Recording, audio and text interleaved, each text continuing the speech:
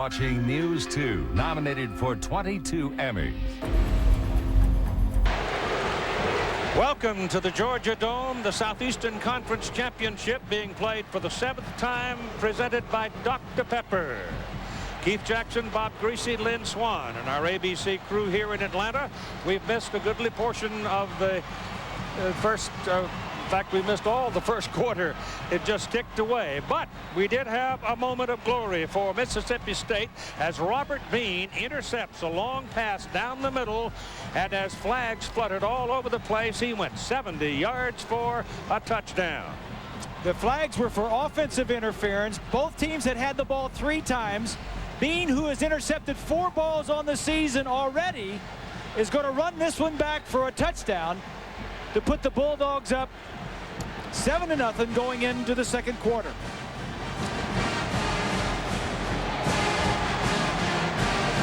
Phil Fulmer bringing his undefeated Tennessee Volunteers into this ball game for the 2nd successive year, and thinking obviously in the back of their mind about going on to the Tostitos Fiesta Bowl in Tempe, Arizona. The Dr. Pepper game summary: the Mississippi State Bulldogs missed a 38-yard field goal. Then they had the interception return for the touchdown. Tennessee has had 3 possessions. They've gained 33 yards. T. Martin so far has had the interception, and he's 2 for 5. It has been swarming defense on both sides, and in particular on the Mississippi State side, where they've had as many as 9 people in the box. You really haven't missed much. It's been a defensive battle. We showed you the only highlight there was, the interception return for a touchdown by Robert Bean. Well, now Tennessee turns around and goes the other way as we begin the second quarter of play in the SEC championship game, with Travis Henry, number 20, carrying the ball. Along the front, Tennessee has Finlayson, Clifton, Hamilton, Riley, Coleman, Rito, and Peerless Price, the great speed burner at wideout, along with Jermaine Copeland, number 6. The quarterback, as you probably know, most of you across the country, is T. Martin, who has emerged as a considerable star in his own right in the season after Peyton. It is 2nd down and 7 for Tennessee, wearing the orange shirts. Here's the pressure coming from the backside. Handed off inside. A penalty flag is on the near side. Travis Henry carries for the Volunteers. So let's see about the flag. The Mississippi State defensive unit is lighter than you might find on a Division I football team. The feeling was they might be pushed about a bit. They're just now called for offsides, but so far they have held their position in the trenches very well. They play a 3-5 front. Kevin Sluter, Kewan Smith, and John Hilliard are down, and 5 linebackers, and one of those, as they call them, dog backs, is only 176 pounds, Tim Nelson, but he's been flying all over the place and has 3 tackles already. Jolie Dunn is the defensive coordinator of that unit for the Bulldogs. It's a very unorthodox scheme, Keith. You call it a 3-5, some call it a 3-3-5, some call it a 3-4-4. You know, you don't know where they're going to line up. I've been trying to figure it out for a week. It is 2nd down and 2 for the Volunteers. Out on the 32-yard line, they hand it off to the tailback. That is Travis Henry, who is a sophomore out of Frostproof, Florida, and he's brought down by Cornell Menifee. Travis Henry, who is the man who took over early in the season when Jamal Lewis, the outstanding freshman Tennessee running back from last year, was hurt in the 4th game. Henry and Travis Stevens stepped in to do a very adequate job at that position. Will Bartholomew is in at fullback now. Henry has 32 yards on 8 carries in the ball game. T. Martin sets the throw, throws it hard, and completes the pass to Peerless Price. And Price, a senior out of Dayton, Ohio, will have a 1st down for Tennessee at the Mississippi State 40-yard line. And so really, for the first time tonight, the Volunteers have some room to work on the Bulldog side of the field. T. Martin has really stepped in for Peyton Manning, who left last year, 2nd in the SEC in pass efficiency. He had thrown 62 passes leading up to that interception that was returned for a touchdown. So very efficient with the football. Mississippi State coming in as the Western Division champions of the Southeastern Conference with a record of 8-3. They won their last 3. Tennessee comes in top ranked in the country. And this is Travis Henry. They have two Travises playing tailback at Tennessee right now. Henry is 20 and Travis Stevens is 25, and they both have played already, but it's Henry who has gained the starting spot. Keith, coming into this game, the focus for both of these teams was key. The focus for the Bulldogs of Mississippi State: win the Southeastern Conference Championship. Tennessee, on the other hand, has a chance to win the national championship, but not tonight. They can only lose the national championship tonight. UCLA has lost. Kansas State has lost. And that particular running back on that play, Travis Henry, also lost a little as Kevin Sluter got penetration and made the tackle. The defensive front is 270, 235, and 270 for Mississippi State. And they're in there against 300, 315, 295, 295, and 315. And when you're outsized like that, you better be moving. Slanting right, slanting left, moving the linebackers, and getting off those blocks of those big offensive linemen. 3rd down and 5 for Tennessee, and they've got 5 wideouts on the field. 5 wide receivers. Look at where they're lined up at the line of scrimmage. No linebackers, everybody's in there. And here comes pressure. It goes over the middle. The pass is incomplete. The pressure coming right up the middle was Baird Simpson. Just blew right between the center and the guard and got in his face. They're lined up all across the line of scrimmage. Pressure right now. Martin sees it, has to get rid of it. Not giving him a lot of time to throw the football and think where to throw it. The ball is at the 36-yard line approximately. They'll be punting it, and he'll hit this one from about the 45. And David Leverton out of Midland, Texas, will obviously pooch it and try to kill it deep. Anthony Derricks is waiting for it back at the 10-yard line. A high kick, and I think this will carry it to the end zone. Depends on how it... Nope. They slap it around, and they kill it inside the 5-yard line. So the Mississippi State Bulldogs hold them, but they're in poor field position. Back after this message and a word from our ABC station. Hi, I'm Doug Flutie, pro football player and father of an autistic child. A lot of people buy Flutie Flakes because a portion of the proceeds go to help autistic children. But there's another way you can help.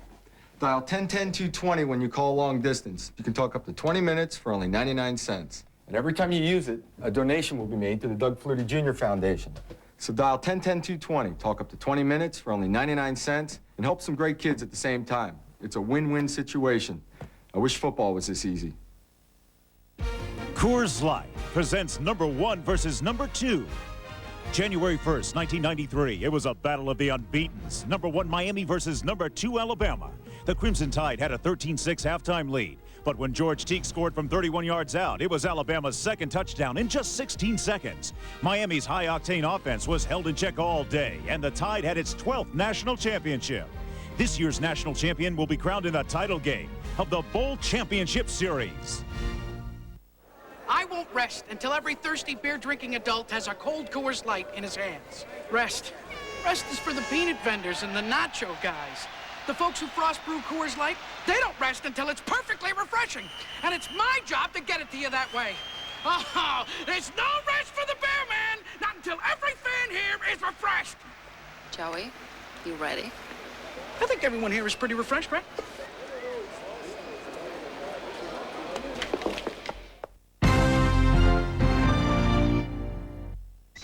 If you took just about the biggest music store around, combined it with a great big bookstore, then added a gigantic movie store, and threw in a huge software and game store, you'd have a pretty super store. And because this store would have thousands and thousands of entertaining gift ideas, you could get all your holiday shopping done with just one stop. Come see for yourself why for great gift ideas, nobody beats Media Play, your entertainment superstore. Snowman Report, only on News 2. First, fast, accurate. Bulldogs have the ball at the 4-yard line, first down. They lead in the ball game by a score of 7-0 over Tennessee. Across the front, Mississippi State goes 325, 292, 280, 328, and 327. I mean, they're only big, they're whoppers. They are battles. And they play tight splits. Got to run around it. Hard to get through them going north and south. New running back into the ball game. It's Chris Rainey. He pops out of the pack and gets up across the 20-yard line. And that'll be a first down for Mississippi State. Jackie Sherrill, the coach of the Mississippi State Bulldogs, his 8th season. His record is 49-40-2 coming into the game. His 21st year as a head coach. His record stretching over the years, including Texas A&M, Pitt, and Washington State, 154-85-4. He is what you would call a wily old veteran. Bill Fulmer on the other side of the field, watching his defensive unit, has done a brilliant coaching job this year in bringing his Volunteers to this point undefeated. Well, you can say that again. Penalty flags fluttering all over the place. Phil Fulmer is Tennessee to the core. Born and raised in Winchester, played offensive guard at UT. There as a grad assistant, went off to Wichita and Vanderbilt, realized the error of his ways, and came home to Knoxville, and he's stayed there ever since. This is his 7th season as the head coach. And you saw in those 7 seasons, he is the winningest active coach in Division I football. Now that is saying something. 65-11. Illegal procedure call goes against Mississippi State, backs them up to make it first down and 15. The ball is on their own 16-yard line. And if you just checked in with us, you heard right. Mississippi State 7-0 in the second quarter of play. We missed first quarter because of the overtime game in the Big 12. The ball is in the air, and it is intercepted by Deion Grant. Look out. He's got some help, and he's out of bounds, down around the 20-yard line, shoved out by Floyd Womack. The quarterback, Wayne Matkins, had nothing on it. He threw it up there, it turned over and fell like a wounded goose. And the interception almost resulted in a touchdown. Matkin is a redshirt freshman making his 9th start of the season. Throws this one up for grabs at number 7. Grant reads it all the way, the free safety. And this big tackle, Womack, gets over there and almost makes the tackle. Prentice, number 12, tried to strip him from the ball. So the Volunteers now with a big opportunity. They're first in the ball game. Martin turns and hands to Travis Stevens, and Stevens gets to the outside and goes inside the 15 to the 14 before Tim Nelson brings him down. David Cutcliffe told us that what Tennessee was going to try and do was not run so much inside on this Bulldog defense because of all the stunning and all the unorthodox play, but try and run around all of it and get wide most of the time. Second down and 4 from the Mississippi State 14. Ball goes to the tailback again, and Stevens pops into the middle, gets a yard as Nelson butts heads with him.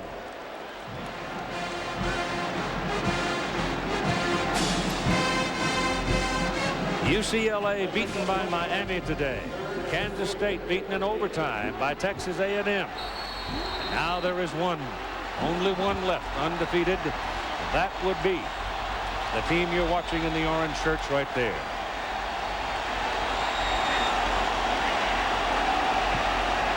Third down and 3. Martin, pressure, throws, has a man, pass complete to Fearless Price. And Price is out of bounds at the 5. It's first and goal, Tennessee. Now, looks like the Volunteers are finding a little rhythm. Well, the defense set him up with the interception and getting T. Martin outside the pocket. Fearless Price goes in motion. Gets him the ball, picks up the first down. Inside, all right on the 5-yard line.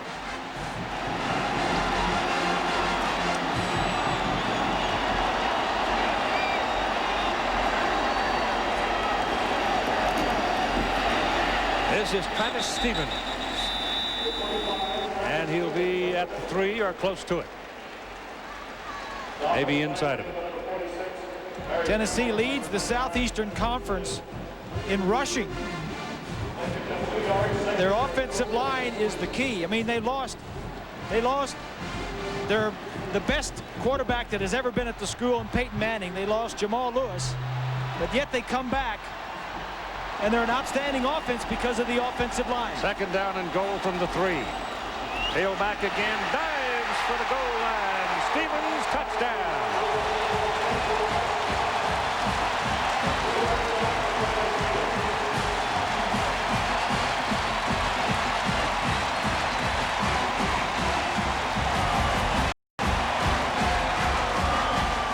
Take a look from behind the defense and watch the surge of the offensive line.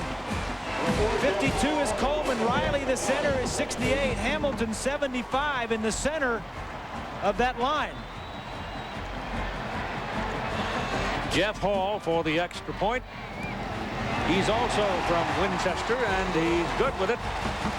And so, with 9:32 to play in the first half, we're all even at 7.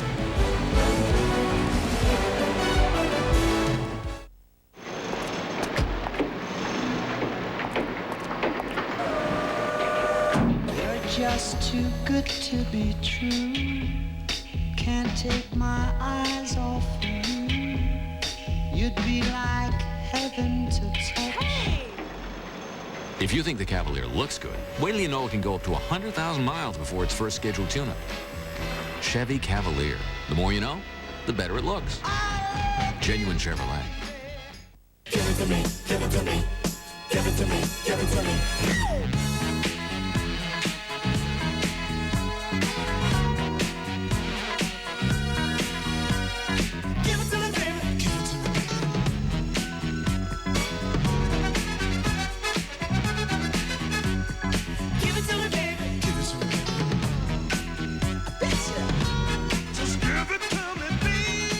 Have it your way, it just tastes better. People smile and tell me I'm the lucky one, and we've just begun. Think I'm gonna have a son, and in the morning when I rise, you bring a tear of joy to my eyes and tell me everything's gonna be alright. Aflac, insuring over 40 million people worldwide. On 2020 Sunday, a naval ship sinks and no help arrives. The captain is court-martialed. Has this boy discovered a military cover-up that cost hundreds of lives on 2020 Sunday? Welcome back to the 7th SEC Championship, presented by Dr. Pepper at the Georgia Dome in Atlanta. Tennessee has just tied the score at 7 and will kick off now. And the deep people for Mississippi State are Kevin Prentice, number 12, all 153 pounds of him, and Pig Prather, who's the tailback, number 25, or 29. Yep, that's what they call him, Pig. That's right.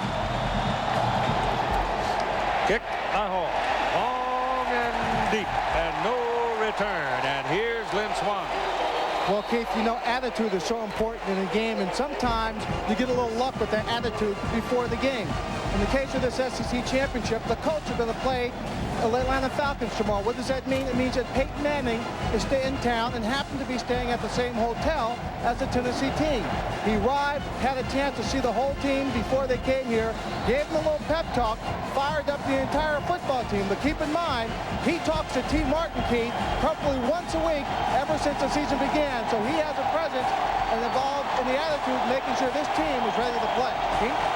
Mississippi State ball, first down at the 20-yard line. J.J. Johnson is back in there at tailback now, and the ball is given to Johnson, and he's mugged 2 yards short of the line of scrimmage by Al Wilson. It's Wilson's first hit of the night. The Colts are playing the Falcons, as Swanee mentioned, and yes, in today's paper, or yesterday's paper, I guess it was, at 4 o'clock in the afternoon, there was close to 17,000 tickets still available for that ball game. This one is lock, stock, and barrel sold out. You think some of those volunteer fans might stay over? They'd stay, yeah. They probably will. Second down and 12.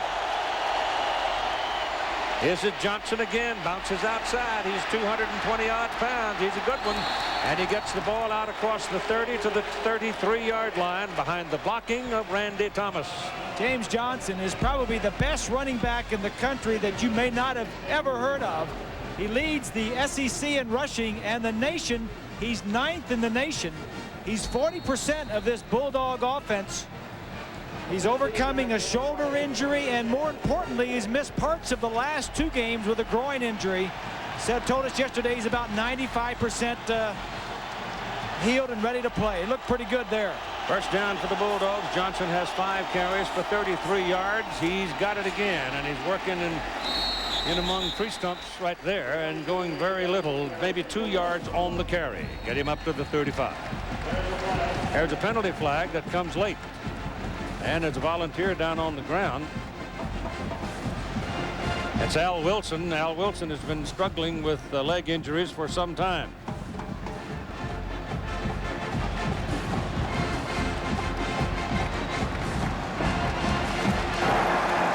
After the play, we had a dead ball, personal foul on the offense, 15-yard penalty. It will be second down. The referee is Steve Shaw. Tomorrow live at 3:30 Eastern, 12:30 Pacific on ABC Sports, Tostitos Bowl Championship Series selection show. Find out who's going to be facing who. I think you'll know that tonight. The Tostitos Fiesta Bowl, the first ever national championship game. I tell you what, if Tennessee should lose tonight, there's going to be computer chips blowing up from coast to coast. Well, everybody thought they had this thing all figured out. There are lots of old gray-headed boys are sitting at their typewriters doing a lot of knee slapping and giggling. That gain is up to the 20-yard line with Johnson taking the ball, and a penalty flag follows the play.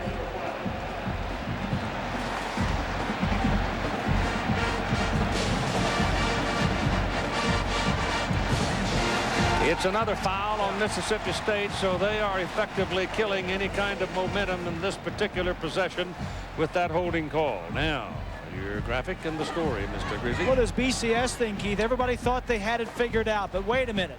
UCLA loses and Kansas State loses. That automatically bumps Florida State into the championship game if everybody votes the way they should vote. Now Ohio State. If Tennessee should lose, you would think Ohio State and Florida State would bump up into the championship game. So you think the Buckeyes aren't becoming big Mississippi State fans here tonight? I tell you one thing, I bet you Bobby Bowden pulled a hamstring jumping around watching that game. Well, Phil Fulmer knows full well, and his players know full well, they've got to win this game first in order to get to the Fiesta Bowl and the championship game. Ball will be on the 20 now, and they want to have them in third down position so they get one snap at 3rd and 24, and then they'll have to kick it away. And now Mississippi State young quarterback, the redshirt freshman Matkins, burns a timeout. So with 7:46 to play in the first half, we're tied at 7.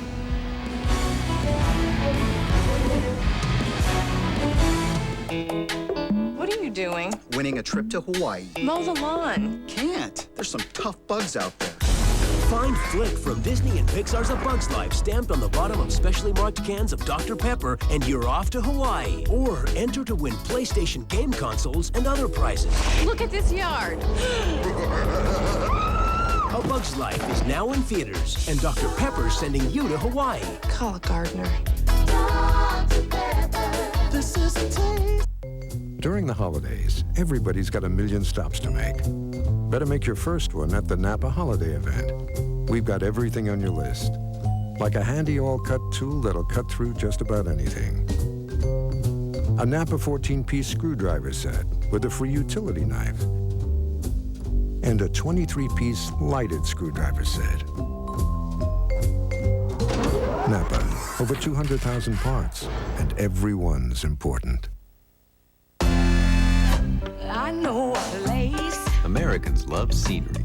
We can't get enough of it. We don't care how far it is. We want to see it all.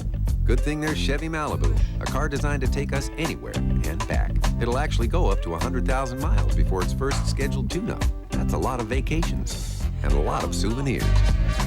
So take the long way home. It's the car you knew America could build. Malibu, genuine Chevrolet. I'll take you there.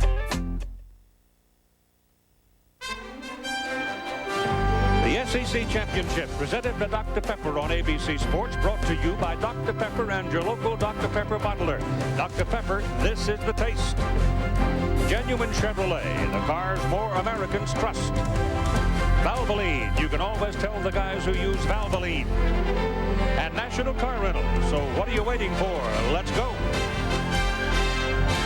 We'd like to thank Tostitos, proud sponsor of the Tostitos Fiesta Bowl, college football's national championship, for providing aerial coverage of today's game, or tonight's game, to be correct. Third down. And 24 for Mississippi State.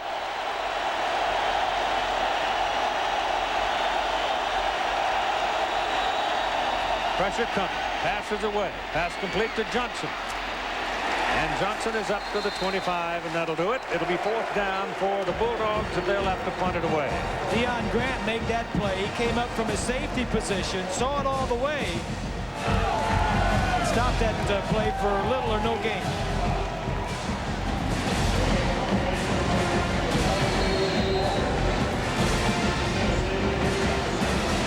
Jeff Walker from Grenada, Mississippi. Punts it out of there. It's a good one. Copeland dropped in his tracks at the 32-yard line. Coming down in a big hurry, Eugene Clinton to make the tackle. Now time for the Aflac trivia question. This week, which was the last #1 team Mississippi State defeated, and in what year? No. I don't know. Oh, okay. I didn't know before I knew. Well, they put it in between the markers. Let's officially call it the 33-yard line, and you got Travis Henry in there at tailback now for the Volunteers. Martin turns and gives it to him, and he kept it, and he throws, and it's complete.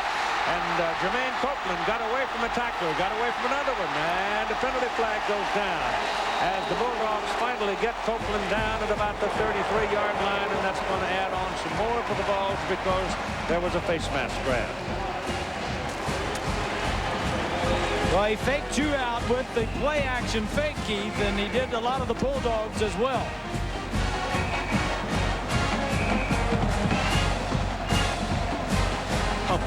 Incidental face mask on the defense.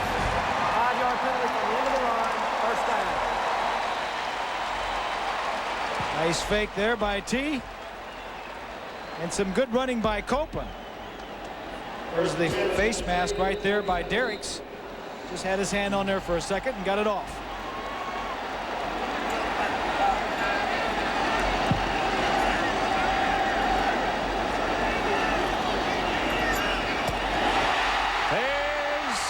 Complete to Price, and Price almost got loose for the touchdown.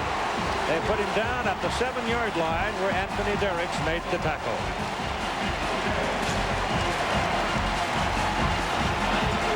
Robert Bean went for the interception and missed it. T. Martin in his passing game warming up here. From behind the offense, little slant route.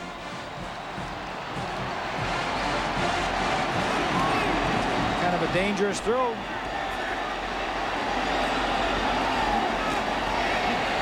And that's too high. Hard and high and outside. Cedric Wilson was over there. Wide open to the wide side of the field, and the defensive back was playing way off of him. The reason he missed that one, Keith, was probably because of the defensive lineman, the defensive end, and the offensive tackle were probably blocking his vision, and probably his hands were up, so he couldn't have good vision, and he had to throw the ball out there quickly. And he erred on the side of safety.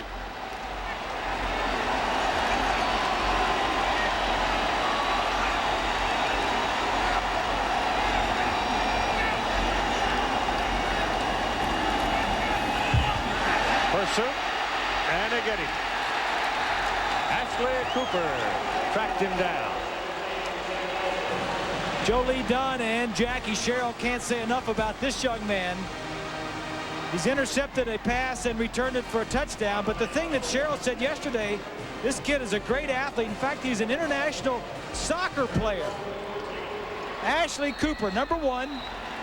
Great speed and quickness. He's one of those dogs.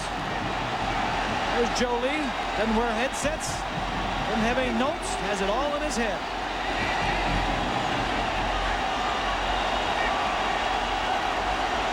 Shotgun, Martin. To the corner of the end zone, fade round long, way over the head of Copeland. And Cooper was coming again and got a piece of it. Yeah, there wasn't anybody in the center of the field. They were either covering the wide receivers or they were coming after T. Martin. It's that Sikkim defense of Jolie Dunn. Jeff Hall, field goal try. As he stands there, he is the all-time SEC scoring leader with 366 points. This is a 31-yard try. It's good. So the Tennessee Volunteers go to the lead at 5:09 to play in the first half, 10-7.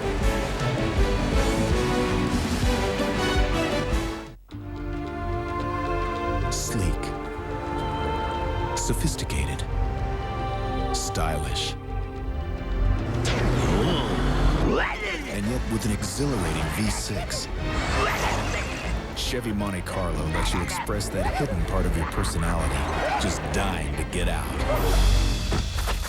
Mr. Freeman. How are you? Tommy. Monte Carlo. The side you show the world is up to you. Ponder this. What makes Chili's awesome blossom so awesome? It is chopped, battered, and the rest is top secret because only Chili's has mastered the art of the onion.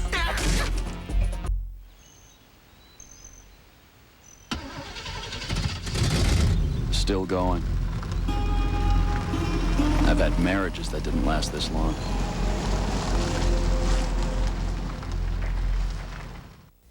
Never felt like this until I kissed you, I kissed you, I kissed you, I kissed you. How did I exist until I kissed you, I kissed you, I kissed you. Never had you on my When you find the one that's unlike any other, that's when it's love. That's when it's Dr. Pepper. Dr. Pepper, this is the taste. Dr. Pepper, this is the taste. I kissed you. Promotional consideration provided by National Car Rental, the official car rental company of the Bowl Championship Series on ABC. Let's go! ABC Sports presentation of Championship Saturday continues. The Tennessee Volunteers about to kick off to Mississippi State, having converted on a 31-yard field goal try by Jeff Hall to lead 10-7. Waiting for the ball will be Pig Prather, 29, and Kevin Prentice, number 12. Last time, Hall kicked it beyond the field of play. This one bounces up in the air and will be returned by Prather. Finds some daylight and gets it out to the 20, close to the 25-yard line, and we go to John Saunders. Well, Keith, this Burger King update shows you the second huge upset of the day in the second overtime, 3rd and 17. Brandon Stewart to Sir Parker. Now, it looks like he doesn't really get into the end zone, but probably doesn't matter because the ball would have been inside the one with 4 shots at it. K-State's unbeaten record comes to an end, as did UCLA's. Keith, back to you. How about Tennessee? Well, they lead at the moment. And on a day like this, who knows? You got to be a little black old chicken little. Stay close to a big rock.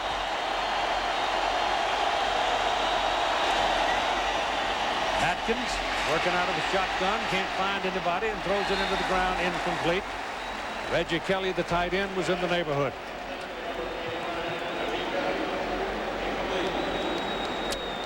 There's a game summary so far. You look at the total yardage. Both teams have a turnover that they turned into 7 points. Tennessee's had the ball about twice as much as the Bulldogs have.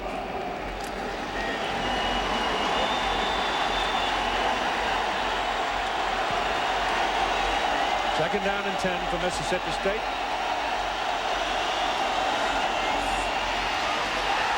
Hopkins pitched it behind the back. The trailing back has to come back and cover it. That's James Johnson. So the youngster tried to do something that you couldn't do when he was pretty well enveloped by the defensive players. Watch, it's Terry, number 22, I think, that tips the ball.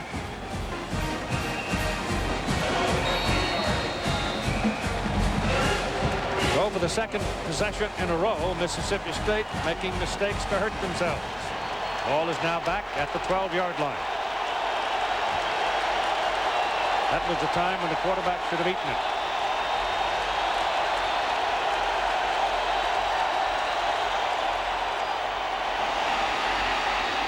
Johnson works his way in some traffic and get at the 19-yard line. And the Bulldogs will punt the ball away. Johnson really hadn't cut it loose yet, and I don't think that I don't think he's favoring that groin any, although his hand went down to where his groin area is that injury was, but he looks like he's running all right.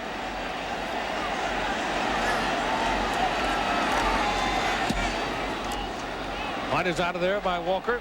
Good punt. Plenty of air under it, and he runs Jermaine Copeland all the way back to the 36-yard line. Earlier we asked you the Aflac trivia question, which was the last #1 team Mississippi State defeated and when? Well, it was Alabama, one of Paul Bryant's teams in 1980.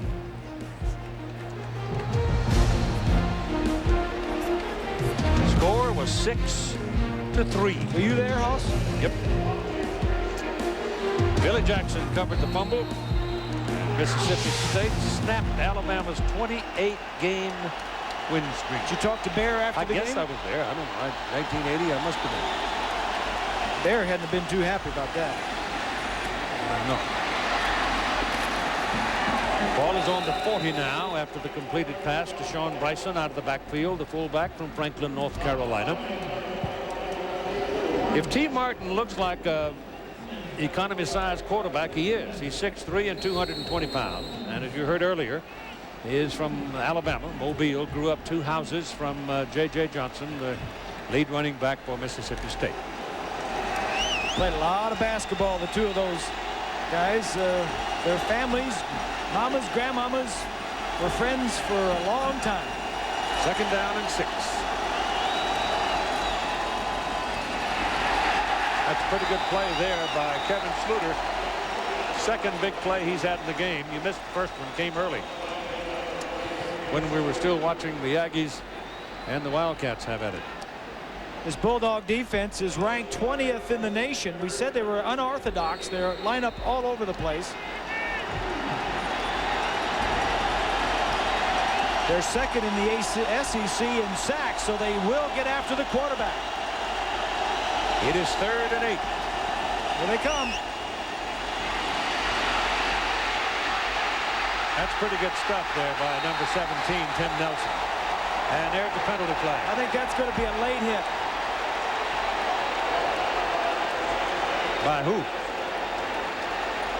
There's a couple of guys that jumped on the pile late, and I don't know. This would be a close call because T. Martin was still kind of wiggling around trying to shake out of it. Dead ball, personal foul on the defense, 15 yards, automatic first down. Well, see, this is a tough call. Oh, watch this. Nelson is 17, number 17. He's the one that only weighs 176 pounds. He's going to grab onto the ankle of T and just hold on. And Martin is not down yet. There was no late hit.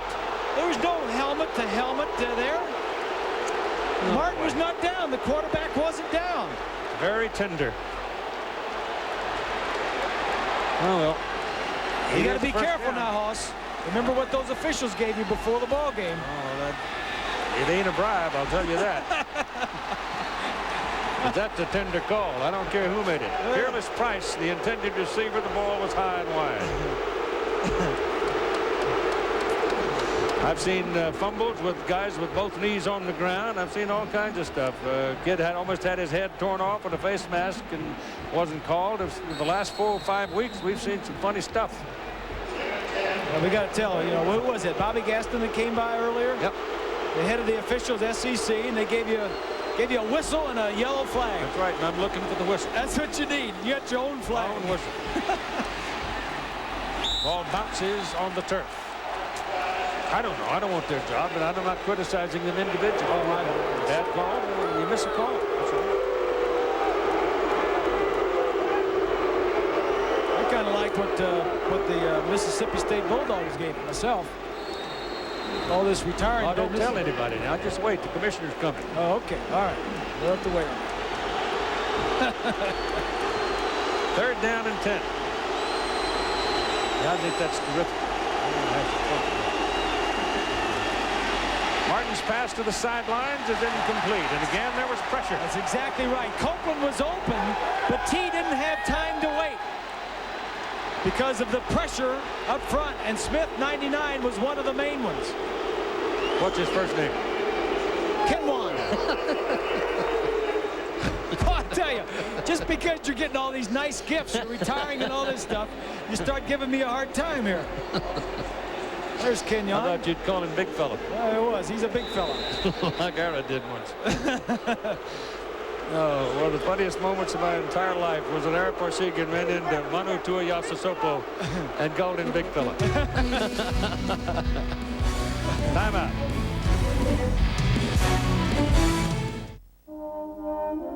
Because there is a man in Chicago planning his retirement this year. Because there is a family in Boston who hopes to send their kids to college someday. Because there is a doctor in New York looking forward to the day she will open her own clinic. Because the dreams of every investor continue to change in a complex world, so too have we. Which is why at Morgan Stanley Dean Witter, we measure success one investor at a time. It would have been easy to have been a football player and not a student. And conversely, it would have been much easier to have been just a student and left football for some other day and time. But it wouldn't have been as joyous, as rich, as humbling to have been one without the other. So for all of us, I say thank you from the bottom of my heart. Not for a single award on a single night, but for the many memorable and molding moments that we have had the privilege to call ourselves student athletes. Gary Babsky. I'm proud to represent our state in the next Miss USA pageant. Being crowned Miss Mississippi USA 1999 has been the greatest thrill ever. But I'm just as proud of the work I do here at Mississippi State as a graduate student in industrial engineering. My research may help people who work with their hands to avoid repetitive motion injury on the pageant runway or in the workplace. Thanks to Mississippi State, I'm ready for the challenge.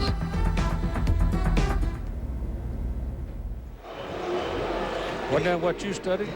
Industrial engineering? Industrial management. Management. Yeah. Oh, well. Same thing, you know. Probably came with a white collar. You know, all these engineers at Purdue. No, I can't say that. It wasn't the same thing. Don't give me trouble. 4th down and 10. Volunteers now will punt with David Leverton in to kick it. That's a good one.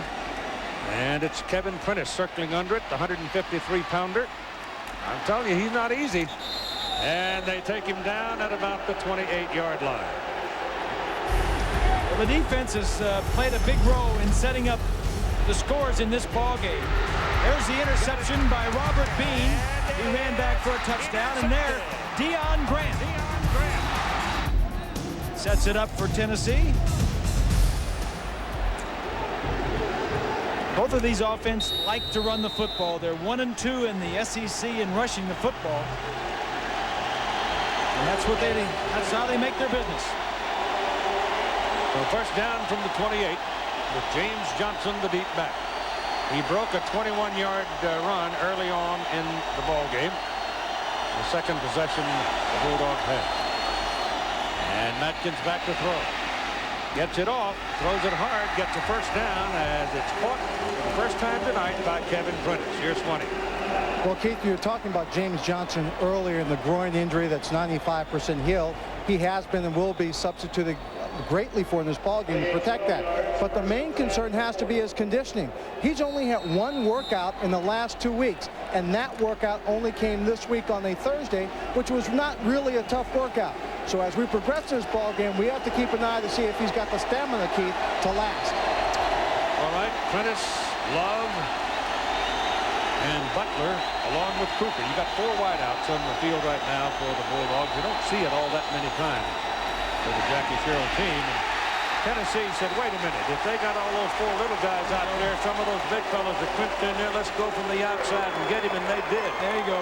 Corey Terry took him down. A look from behind the offense. Number 222, Terry's just going to come free. That's his 4th sack of the year. Tennessee had 29 sacks coming in. There's a look at their defense. Pretty good. Turnover margin, they're 5th in the country. They're 8th in the country in rushing defense and only allowing 14.5 points per game. I don't know how you score a half a point, but I always kind of like to round them up or round them down. But inside a half minute to go now in the first half. It's just me. Atkins back to throw it, gets it off, and it is incomplete. He threw it wide of the intended receiver, Cooper. So that stops the clock with 19 seconds. At the conclusion of the game, we'll select the Chevrolet Most Valuable Player from each team. In recognition, Chevrolet makes a contribution to each school's general scholarship fund. 3rd down and 19, and very little time left in the first half. Tennessee is leading 10-7. Bell cow of that defense is Al Wilson, no question about it. They lost 2 first-round draft choices. Terry Fair and Leonard Little wasn't in the first, but he was a high draft choice. And 7 starters off this Tennessee defense. Volunteers have handled Madkins pretty well tonight. They're flushing, and he throws it, out of bounds. And Mississippi State now is screaming for a late hit. Al Wilson hit him out of bounds. Yeah. Jackie Sherrill didn't like that call a little earlier about hitting T. Martin. And here Al Wilson, number 27, is going to chase the quarterback Madkin down and hit him near the sideline. That's all right. Yeah, he's on the field of play. Tumbling into the sideline, and the whole Mississippi State sideline arguing for the call, but didn't get it. And here's the punt, and it's partially blocked. And they've been close all night. And it's going to roll around and roll around and roll dead right about midfield, and the half is over. So the Volunteers get a piece of a block, but can't cash in a midfield opportunity. And at halftime, it's Tennessee 10 and Mississippi State 7. Now here's John Saunders. All right, Keith, alongside Todd Blackledge. Anything happen in college football today? Boring day today. Unbelievable. We started with 3 unbeaten teams. We're going to break things down as we continue with Valvoline Halftime 98. Right now, let's remind you that the Sears Collegiate Champions Program awards 2,200 trophies annually, including the Sears Trophy, which will be presented to the winner of the Tostitos Fiesta Bowl on January 4th. Back after this, and a word from our stations. Could roses eventually cost a dime a dozen? Will you ever buy options on a rock star? Is there potential in the bot? One thing's for sure, opportunities abound. And every day we look at them through a microscope. Like a peek, let's get to work. Solomon Smith Barney. Before I quit smoking, I asked my doctor, is Nicorette gum safe? And he said, to quit smoking? Of course Nicorette gum is safe. Smoking is not. People smoke to get nicotine, and they get carbon monoxide and tars, which are deadly. Smoking is the danger. Nicorette can be a big part of the solution. Nicorette lets you use nicotine when you need it to help you overcome your cravings. Don't hesitate for a second. Nicorette gum helps you fight your cravings, your habit, your way. You can do it. Nicorette can help. Okay, babe, here we go. Now, move over to the right. No, the other way, my right. A little more. A little more.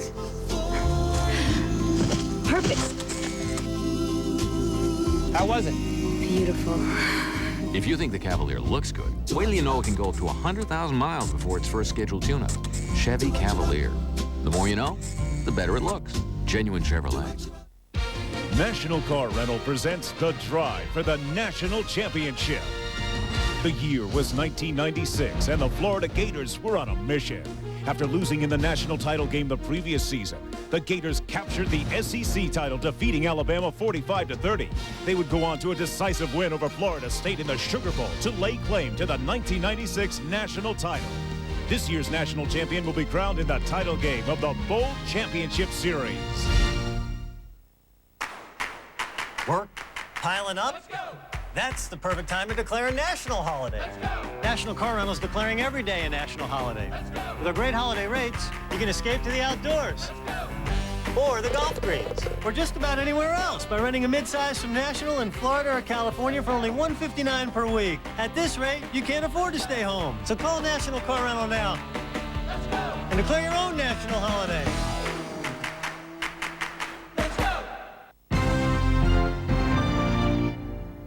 You know what weekends are for. For a complete wrap-up of a full weekend of sports, watch News 2 Sports Extra. Sunday nights at 10:30, brought to you by Taco Bell.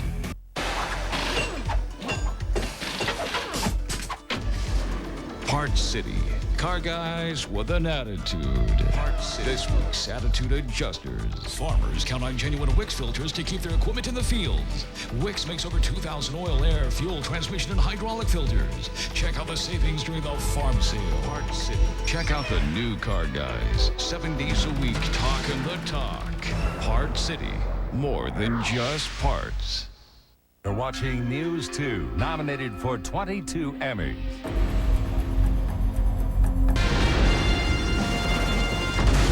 Valvoline, halftime 98, brought to you by Valvoline. You can always tell the guys who use Valvoline.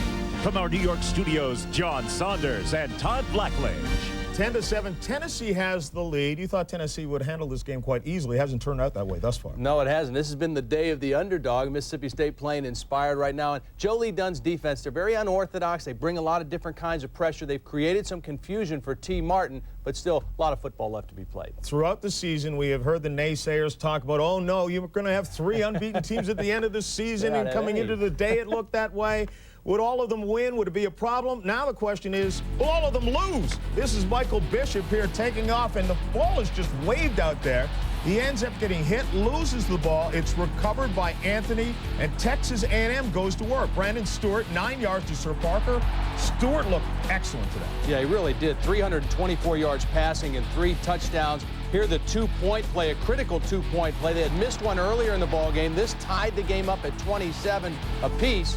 Would send it into overtime. Michael Bishop here on the final play of the game, looking for everything, tosses the ball about 70 yards down the field. It's caught. They can't get it into the end zone, so we go to overtime. And in the second OT, Michael Bishop looking on. They had the field goal, their second field goal. So Texas A&M for the win would have to go to a touchdown. 3rd and 17. Stewart to Sir Parker. Does he get it in? It doesn't look like he got it in, but still a great play call. They had problems covering that play. They brought Parker out of the backfield, motioned about through the quick slant. They had some big plays out of that. Dat win another huge game defensively, 17 tackles in the ball game. Michael Bishop, pretty fair day for him too, 442 yards of total offense, but it wasn't enough for the Wildcats. Brandon Stewart, 324 yards and 3 touchdowns passing. And after the game, Coach Snyder, of course, extremely disappointed. And the pain that comes from this is there because there was such an investment, such an emotional investment made by all these young people. Far greater than most could ever imagine. The theme to both of these upsets today, the points that the teams who lost gave away. 15-point lead for Kansas State. UCLA had a 17-point lead against Miami. Looked like they would walk on to the Fiesta Bowl as well, but didn't turn out that way. Caden McNown coming up passing 60 yards here to Brian Pauly-Dixon. You could not fault the offense of UCLA today. No, it looked like they were on their way to outscoring another opponent, but Scott Covington in Miami had other ideas here. Covington 30 yards to Mondrell Fulcher for the touchdown, but again, Caden McNown was on target all day. Critical play here.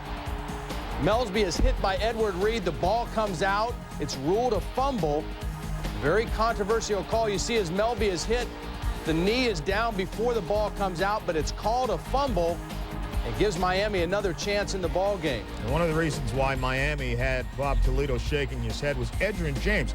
They simply did not get a hand on him, and when they did during this game, they couldn't bring him down. Cade McNown then trying for it all. Last play of the game, throws it to the end zone. It's incomplete. And UCLA scores 45 points and loses 49-45. Their 20-game winning streak comes to an end.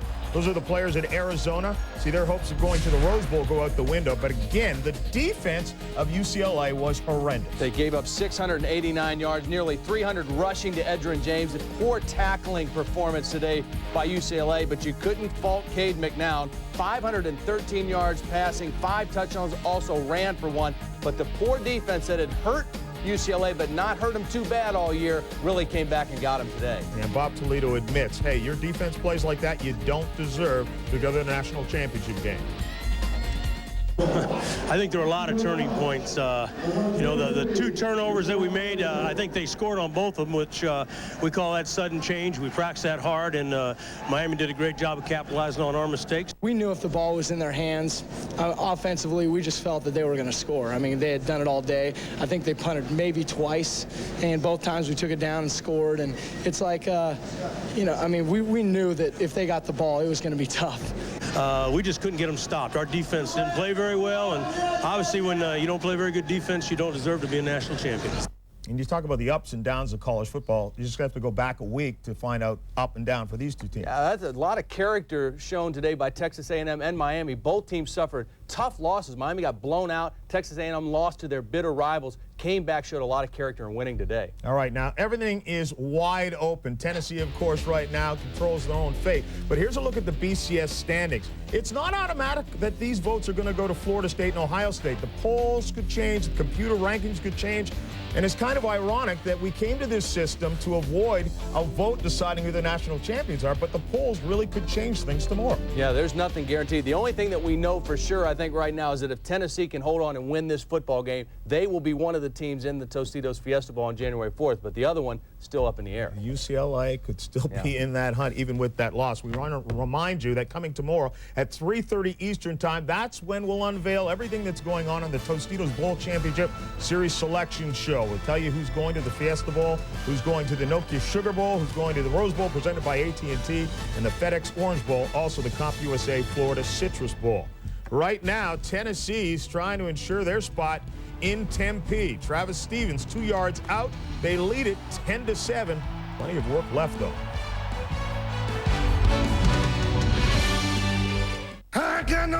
Considering the cost of today's exotic multi-metallic engine parts, shouldn't you use an antifreeze coolant with a patented new formula designed to protect your entire engine? Xerex Antifreeze, extreme protection for today's engines.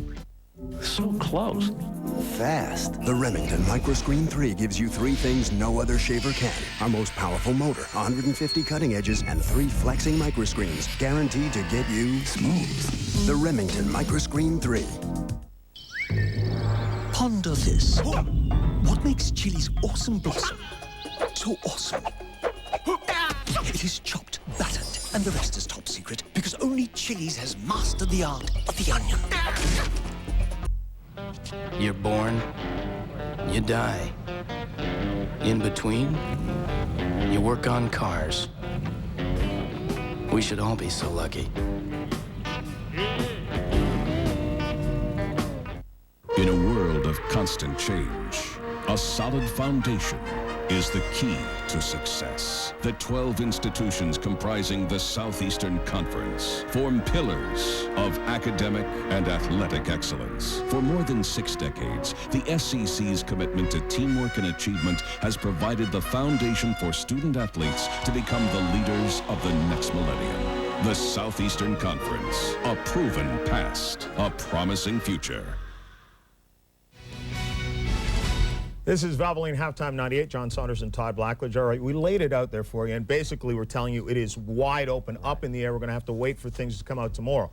But based on what you've seen today, who do you think is going to go, and who do you think deserves to go to Fiesta? Well, I'm not a math major, so I can't figure out all the decimals at this point, but I do think that Florida State is the most deserving team to move up. Tennessee, if they hold on, they'll play. I think it'll be Tennessee and Florida State. I think that's who will go. I think that's who should go. Again, it's going to come down to the computers and the polls, the voting polls, because that's what's going to swing this thing. Everything else, strength of schedule, is not going to change that much. Army against Navy, the 99th meeting. In the 98 previous meetings, only 91 points separating the two teams. This is Ty Amy taking in from 70 yards for the touchdown. Army coming back from a big deficit. They take the lead and they get the victory. There was a scary point during the game. You see this wall collapse? And a number of cadets went down and some high schoolers as well. Apparently the worst injury, we're told, was a broken leg. 34-30. Doesn't matter the records when they play. It's a lot of fun. It's a great game. In this one, a very high scoring, the most points ever scored in the series, combined for 64. Army never gave up, scored the game's final 15 points for the victory. All right, in the WAC championship game, Air Force comes back and knocks off BYU 20-13. Blaine Morgan questioned whether he was going to play in this game. He gets them the victory. Yeah, played very gutty coming in the second quarter. Spanky Gilliam, the fullback, 91 yards on 10 carries, also a touchdown. Kevin Federick, 258 yards passing for BYU. Coming up, we're going to take it back out to Atlanta. The Dr. Pecker Pick Your Kick is coming up. McKinney Smith will have a shot at it.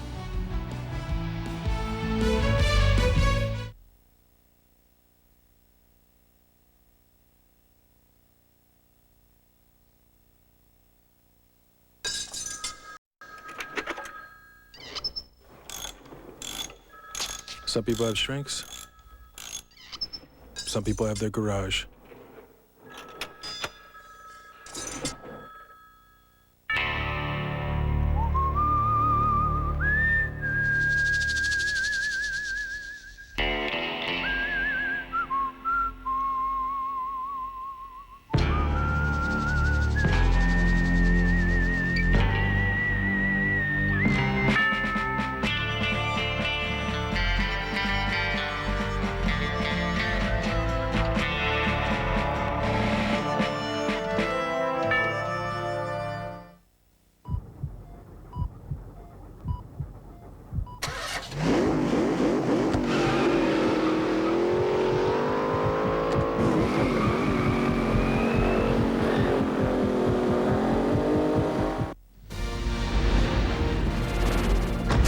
Valvoline, Halftime 98, brought to you by Valvoline.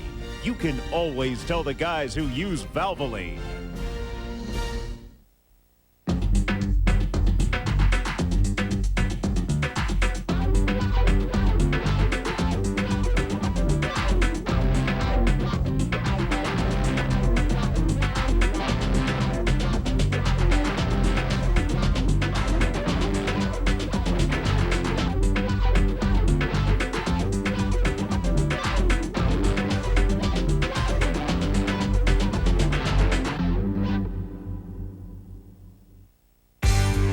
Sunday, the holidays bring out the best in everyone. Are we a couple? I could fall in love with you all over again if I let myself. An all-new practice ABC Sunday.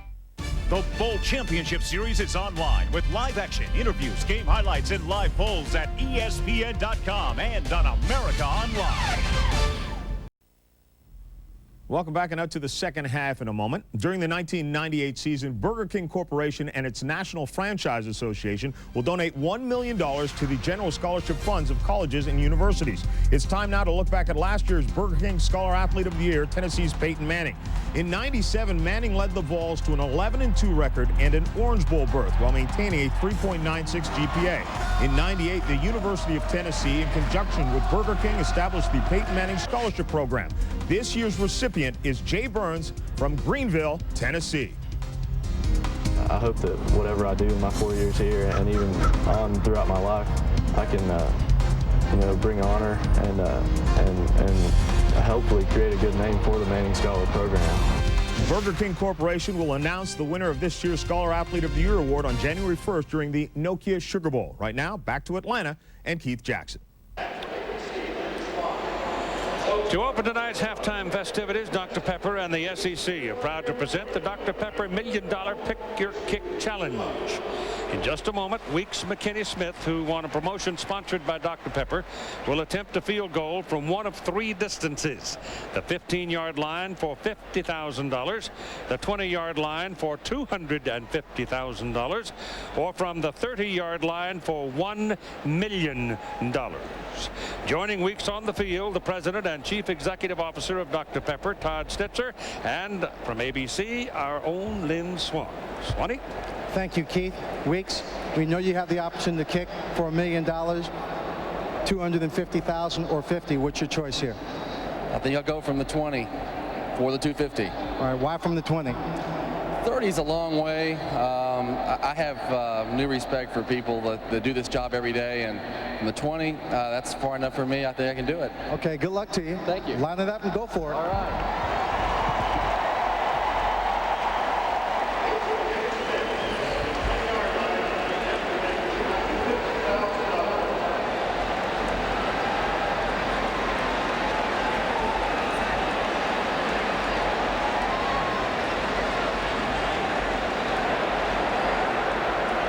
That's pretty flat. This is really a 30-yard field goal with the 10 yards of the end zone. $250,000. No.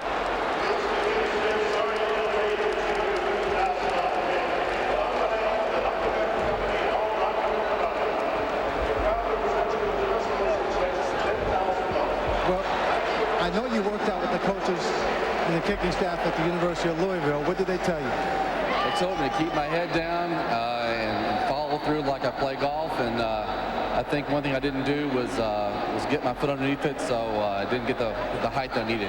Well, that's okay. Right now, Todd Stitzer has a little something for you. Right. Hey, Weeks, congratulations. Thank you. Just to show that we're good sports at Dr. Pepper, here's a check for $10,000. Thanks for participating in our contest. Good luck. Thank you very much. Thank you. Well, that's not all bad. I used to be a field goal kicker. I wish I'd got $10,000 for missing one. All right. We at ABC Sports, with our halftime score reflected there, 10-7, Tennessee leading Mississippi State in the 7th SEC Championship, presented by Dr. Pepper. We at ABC Sports proud to have Chevrolet and their Chevrolet Scholarship Program throughout our telecasts again this fall. Now here's a message on this year's Player of the Year. Throughout the 28-year history of the Chevrolet Scholarship Program, we've seen our share of great college football players, and this year was no exception, as we again recognize two special young men who truly stand out as leaders, the Chevrolet Offensive and Defensive Players of the Year. Our Offensive Player of the Year is Ricky Williams from the University of Texas. Ricky is the senior leader for the high-powered Longhorns offense, and he holds numerous NCAA and Texas rushing and scoring records. Our Defensive Player of the Year is Dat Nguyen from Texas A&M University. Dat is a finalist for both the Butkus and Lombardi trophies and is a senior leader for the highly ranked Aggies. We're proud to honor Ricky and Dat. By recognizing these heroes on the football field, we're able to help those who display their heroics in the classroom. With these awards, we continue with a simple promise that has endured for over a quarter of a century, that the Chevrolet Scholarship Program will be there. Chevrolet, proud sponsor of American Heroes. Vacation travelers know that when it comes to renting a car, there's really only one place to go. National Car Rental. Especially if you're going to Disneyland's new Tomorrowland. Because as the official car rental company of the Magic Kingdom, National gets you in your car and on the road fast. For a family vacation you'll never forget. So what are you waiting for? Let's go to Disneyland's new Tomorrowland with National Car Rental.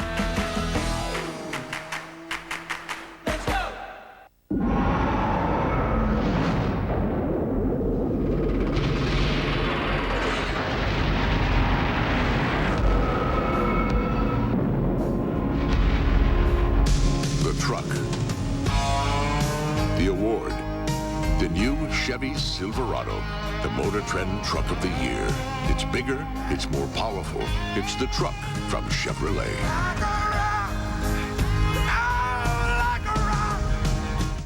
After Rick Schroeder's debut on NYPD Blue, you'll want to see more. An all-new NYPD Blue, ABC Tuesday. Thursday, he's back. My name's Chapel. And he loves to help. Hello. Got my own business. As long as you help him. It's called Vengeance Unlimited. You seem determined to put the fear of God in me. How am I doing? Michael Madsen returns. Alrighty then. Vengeance Unlimited. ABC Thursday at 8/7 Central. Planet Hollywood's the place. Jeff Fisher's the face on Monday Night Live. Monday nights at 6:30 before Monday Night Football. Only on News 2. With a few possible exceptions, people never expect to go to a hospital. But suddenly, they find themselves facing something they didn't expect. And something others didn't expect either. So they're brought here to Vanderbilt. It's the only healthcare system in our region that can handle virtually any type of condition, minor or major. So if you could end up in our care anyway, why not start out here in the first place? The Jewelers of Nashville's Shining Promise Guarantee is really quite simple. If you find a lower price on the same quality merchandise, we'll gladly refund the difference to you in cash. If you can't find exactly what you want in one of our 3 showrooms, visit a Jewelers of Nashville Master Jeweler. We'll work within your budget to create a masterpiece for the one you love. Golden diamonds say I love you most of all. From the Jewelers. I went to grade school right here in Mount Juliet. Like any kid, I'd get excited when I saw snowflakes outside of Mrs. Robertson's classroom window. I'm News 2's Lisa Patton. Back then, school closings meant a day to play in the snow. But now that I have 2 children of my own, school closings mean I have to juggle my schedule. That's why for school closing information, the News 2 Snowman Report is first, fast, accurate. Turn to the Snowman Report, only on News 2. We're watching News 2, nominated for 22 Emmys. This is ABC Sports, home of the Bowl Championship Series. We're back in Atlanta, halftime of the SEC Championship presented by Dr. Pepper, with Tennessee leading 10-7 at the half. And when we got up this morning, there were all kinds of possibilities. That great gray thing that's been draped over our head all season called the BCS. But as the day's gone on, only Tennessee is sitting in the catbird seat. I told you if you just waited long enough, everything would work themselves out, right? I ain't convinced. The thing that Tennessee knows is that they know that Kansas State and UCLA have both lost. That scares them a little bit because they know if those 2 lost, they can lose. Now all they have to do, go out and win the second half, and they're in the championship game in Tempe. Possibly against Florida State. Most likely. It's Tennessee's Peerless Price bringing the kickoff back, and he's not quite finished yet until they run him out of bounds just about the 30-yard line. A lot of defense in the first half. Robert Bean, the interception, 70 yards later, he's in the end zone with Mississippi State's only 7 points of the game. And then Deion Grant returns the favor for the Vols. He doesn't run it in, but it leads to this touchdown. And the Vols are ahead 10-7 going into the 3rd quarter. T. Martin turns and rolls, and pressure from behind him, throws, and the pass is, they're saying no. Ball hit the ground. It was Ashley Cooper who came streaking in to hit T. Martin just as he cleared the pass. The halftime stats presented by Dr. Pepper. Not a lot of offense. Look at the numbers, total yardage, not much rushing and passing. The turnovers led to some points. And Tennessee is dominating in the time of possession, but defense is the key, Keith. In these championship games, normally a turnover at a critical time leads to points. T. Martin is the quarterback. Travis Henry is the tailback. Henry has the ball. He's hit right at the line of scrimmage. The fullback is Sean Bryson, and it's Kevin Sluter getting the hit at the line of scrimmage. And here's Swanee. Well, Keith, with both defenses playing well, everybody's concerned about offense. Phil Fulmer said, for whatever reason, T. Martin is not in sync. So what he has to do the second half is move him around and give him a little more maximum protection. Now, on the other side, Jackie Sherrill said the guard was miscounting the number of people in the line, so he's missing blocks. But they're going to make sure he gets the right count and run more weak side, Keith. All right. Jackie coaching off. Yeah. Third down and call it 9, and Martin takes off. Remember, he's 220-odd pounds. He's a big old strong running back when he puts that thing under his arm, and he picks up a first down out at the 43-yard line. T averages 7 carries per game. This is a quarterback draw by design. He picks up a first down, and I think what Fulmer was saying was a good idea, and that is get him outside the pocket, which is what he tried to do on the first pass of the second half.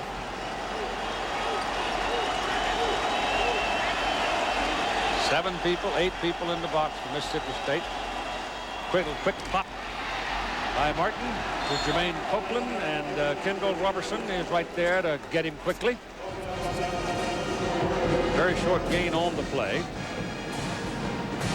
And when you have that many people at the line of scrimmage, Keith, it's tough to know the blocking assignments. The easiest thing to do is just call maximum protection and throw a quick pass out to the receiver one-on-one and see if he can get something done.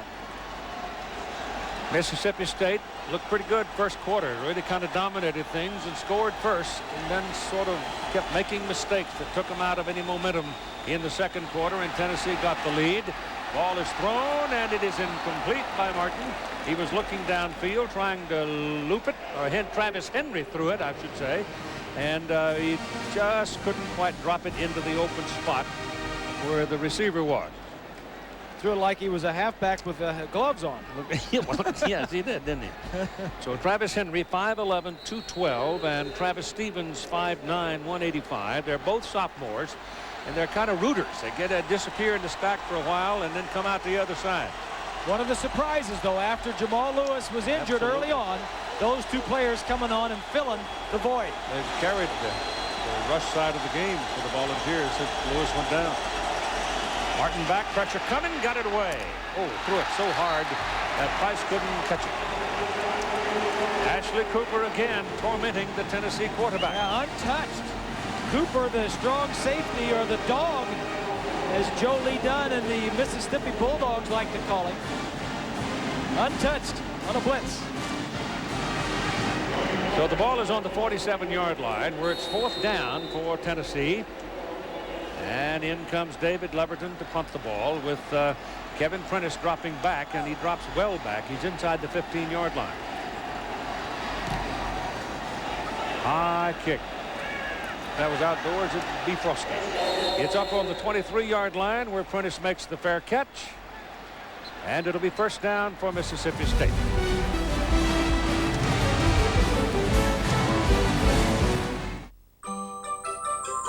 In a perfect world, broccoli would taste more like ice cream.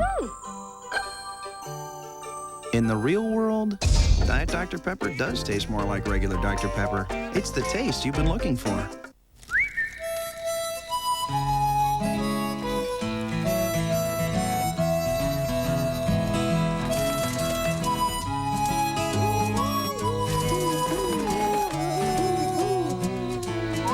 Chili's Ranch Hand Filet, slow grilled over an open flame for a real outdoor flavor.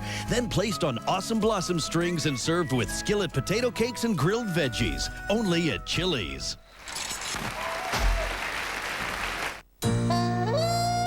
Clean is my business. So when I'm on the road, Super 8's my motel.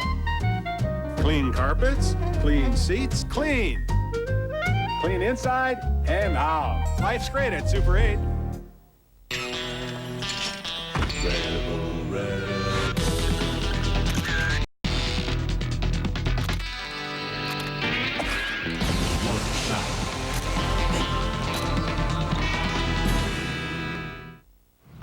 You're born, you die.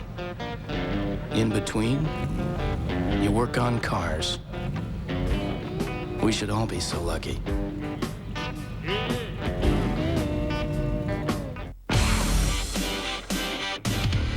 I got game on, baby. An all-new Sports Night, 9:30, 8:30 Central. See you Tuesday on ABC. Mississippi State, which has done very little on the offensive side of the ball tonight, will start at first down from their 23.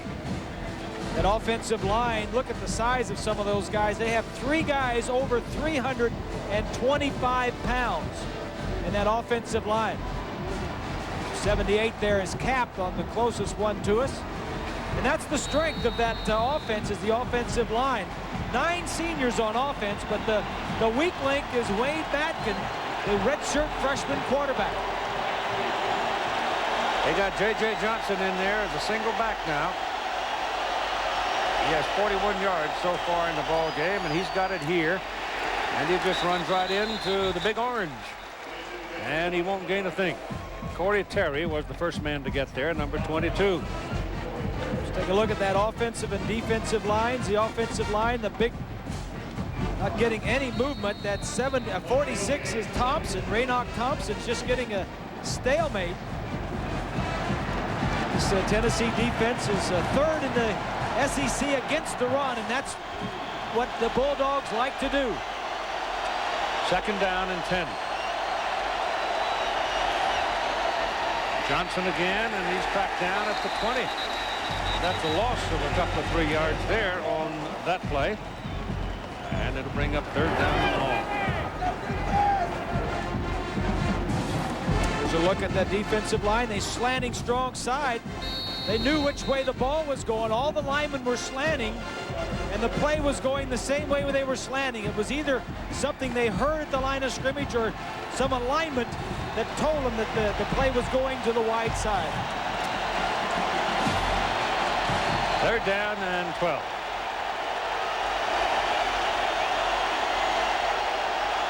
From the shotgun. Can't get it away, and he's lucky to get it back. The ball hit the ground. It's an incomplete forward pass as Darwin Walker got in there and got a piece of him as he was trying to throw it. So he started a little bit of tittering this week with his comment of Wayne who, and the media boys jumped all over it and tried to make something out of it, and nothing came of it. Yeah, Who's hurt? This reminder that the use of any type of tobacco product Could be Jeff Coleman, tackle from Gaffney, South Carolina, who's shaken up on the play. At the very end of that play, he just happened to get rolled up on.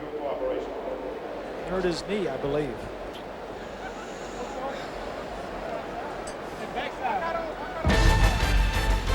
Sunday Night Live at 8:15 Eastern on ESPN. Sunday Night Football. Chicago Bears and the Minnesota Vikings. Well, those Vikings are rolling, aren't they? Yes, they are. Green Bay Packers trying to get back into the hunt with it on Monday night. ABC's Monday Night Football at 8 Eastern. They're in Tampa Bay.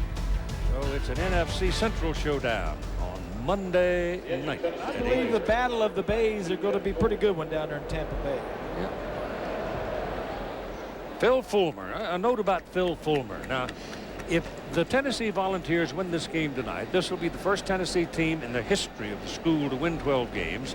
They're already the first team to win 11 games in the Tennessee school history. General Neyland coached 173 wins in 21 years at UT. Johnny Majors had 116 wins in 16 years.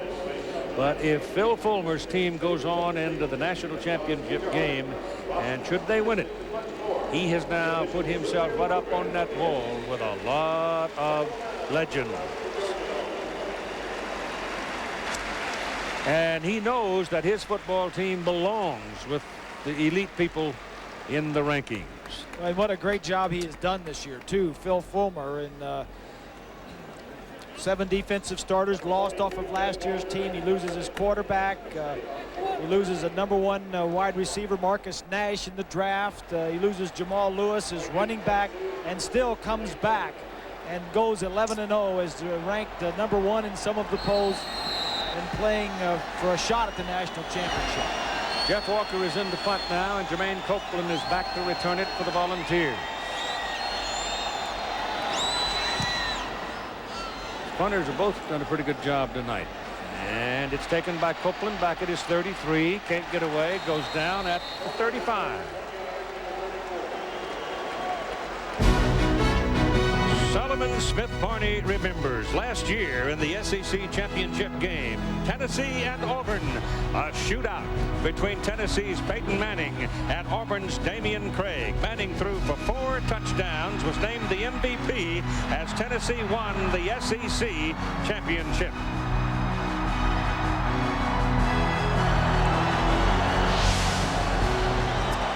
Peyton to be in this building tomorrow. He's got to have his hands full with the Atlanta Falcons, though. T. Martin up throwing, completes it to Price. Price dancing, looking for daylight, none there. Closing quickly on the play, Tim Nelson and Edward Smith. Well, both of these defenses have been first cut here tonight.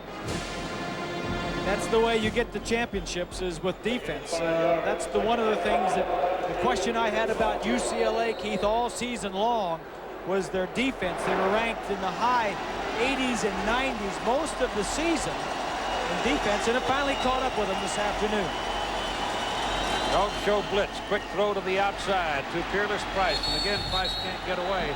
Try to get him in a one-on-one circumstance, but he didn't win that one either, as Nelson and Smith got him.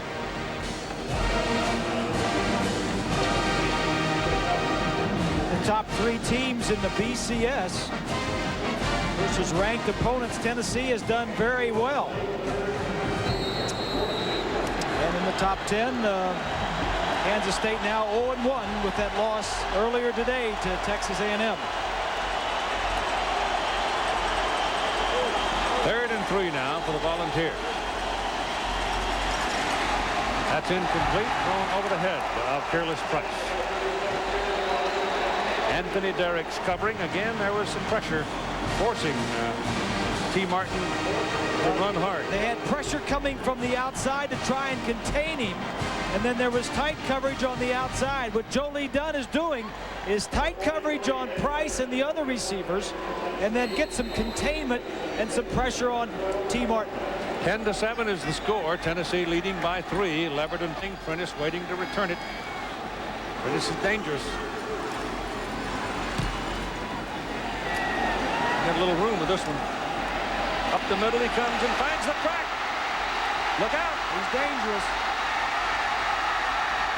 And he's finally out of bounds at the 46-yard line by the punter, David Leverton. 38-yard punt, a 34-yard return by the 153-pound wide receiver for Mississippi State, who's dragging a hip. Looks like he banged it up when he was knocked out of bounds.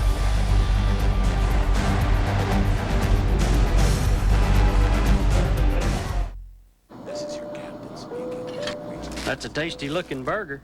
Yeah, it's a Whopper. Extra pickles. Give you $5 for it. 10. No, 11. $22.50. 50 cash money. 36F has a Whopper. Did you say Whopper? I'll double it. I double is double. I'll marry you. I'll let you fly the plane.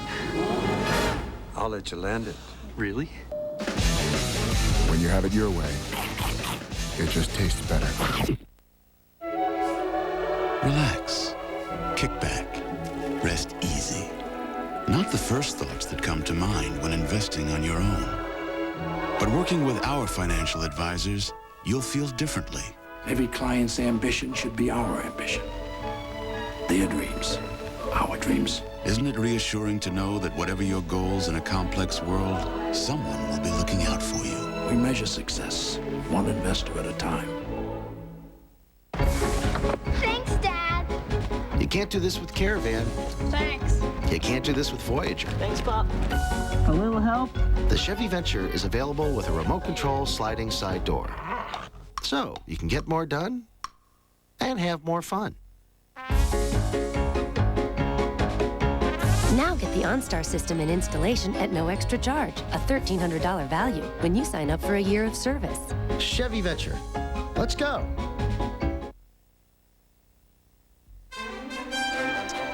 The SEC Championship presented by Dr. Pepper on ABC Sports, brought to you by Dr. Pepper and your local Dr. Pepper bottler. Dr. Pepper, this is the taste.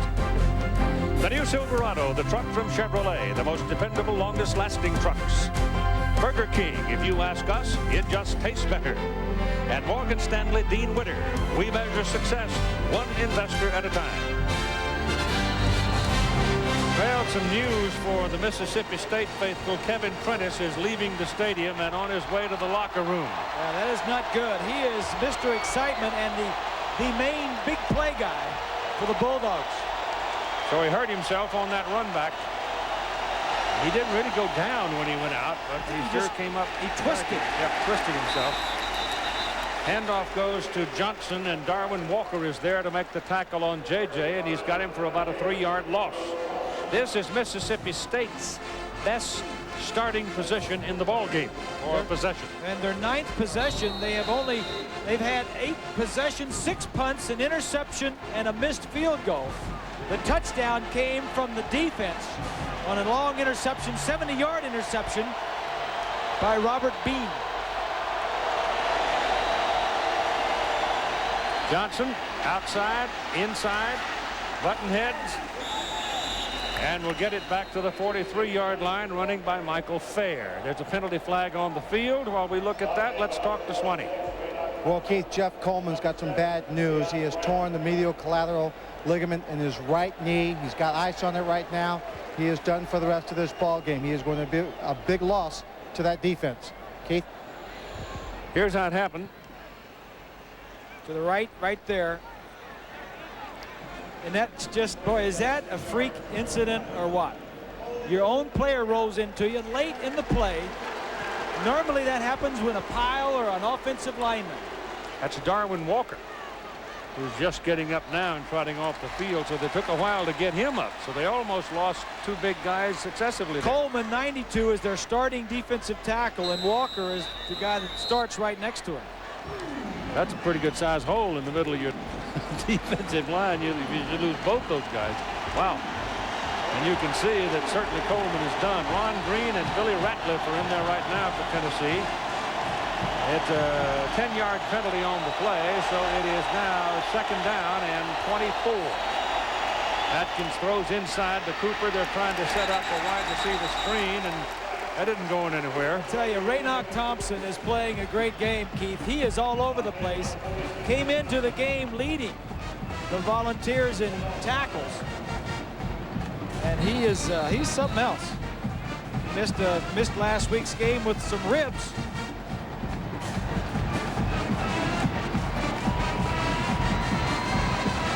That other guy out there, Eric Westmoreland, plays pretty good football. You don't call his name a whole lot. Al Wilson, those 3 linebackers, all 3 of them.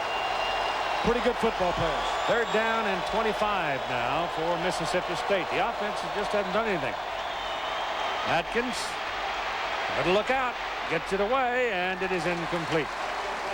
Tried to get the ball to Matt Butler, who's in relief of Kevin Prentice, but he couldn't reel it in between defenders, and it's 4th down. Butler and Wilson were sitting there jawing each other. I think Butler could have caught that one.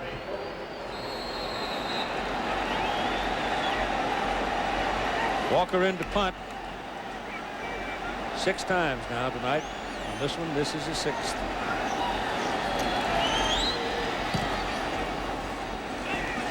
Very long, and takes a sideways bounce out of bounds right about the 25-yard line.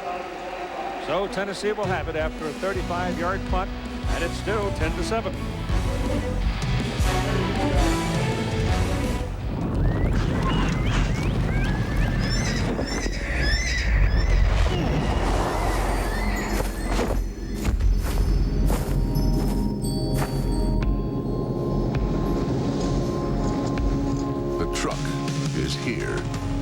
Introducing the new Silverado. It's bigger. It's more powerful. It's the truck from Chevrolet.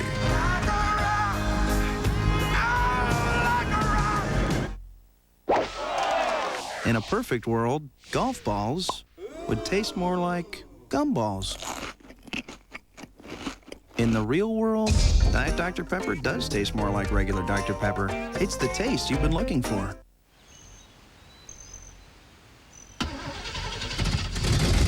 Still going. I've had marriages that didn't last this long.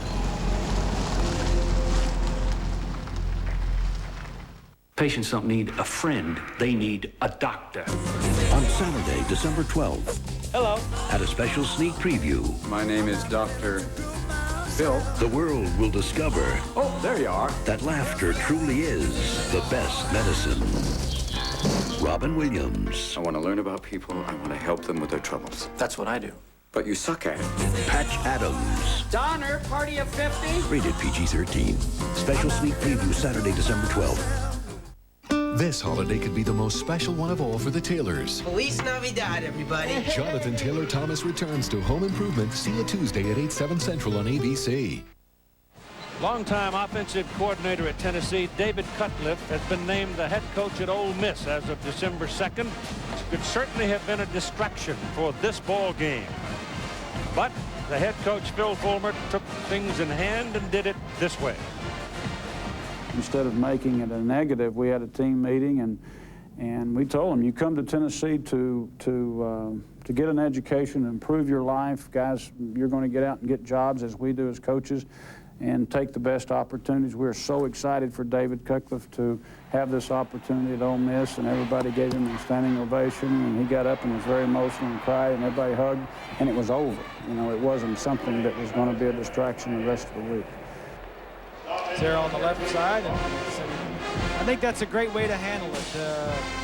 Everybody, I mean, you don't want to be an assistant coach your whole life. You're happy for somebody to get an opportunity to move on. You deal with it. You congratulate him, and then you move on. I think the problem they're going to have, Keith, if they win this game and go on to the championship game, is somebody new calling the plays for the first time. Showed up at Nebraska, didn't he? Not that the play calling was bad, it's just different. Yeah. Ashley Cooper again is involved here on the play with Travis Henry. Randy Sanders, right there, was a Tennessee quarterback. He handles the running backs now, and Phil said that for the next game, he will take over the play calling.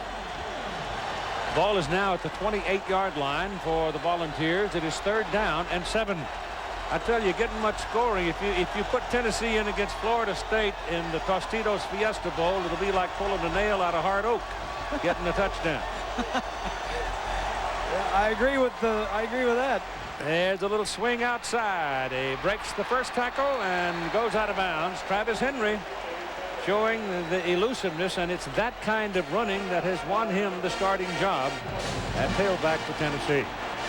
Now they've got Travis Stevens, Travis Henry, and they get Jamal Lewis back next year. Ooh. That's a lot of running backs. Well, not only has Fulmer done a great job of coaching, but of recruiting. You know, his recruiting classes have been in the top 5 for a lot of years. Kevin Prentice is back, and he's waiting for the punt. So whatever they did it quickly. David Leverton will kick it. The punt is away, and Prentice circles and drops it and covers it.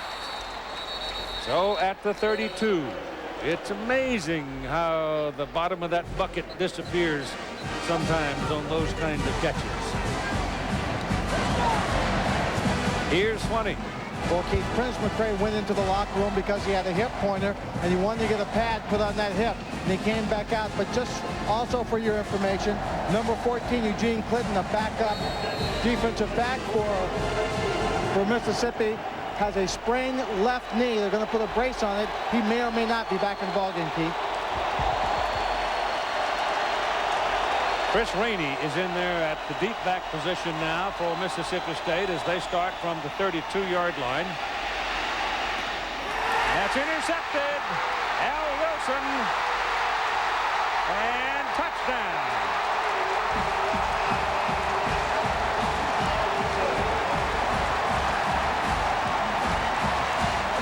So Wayne Metcalf is picked off for 6.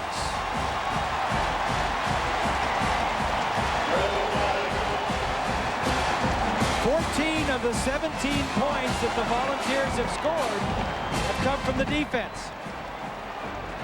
Number 27, right of your screen. Oh, nice move.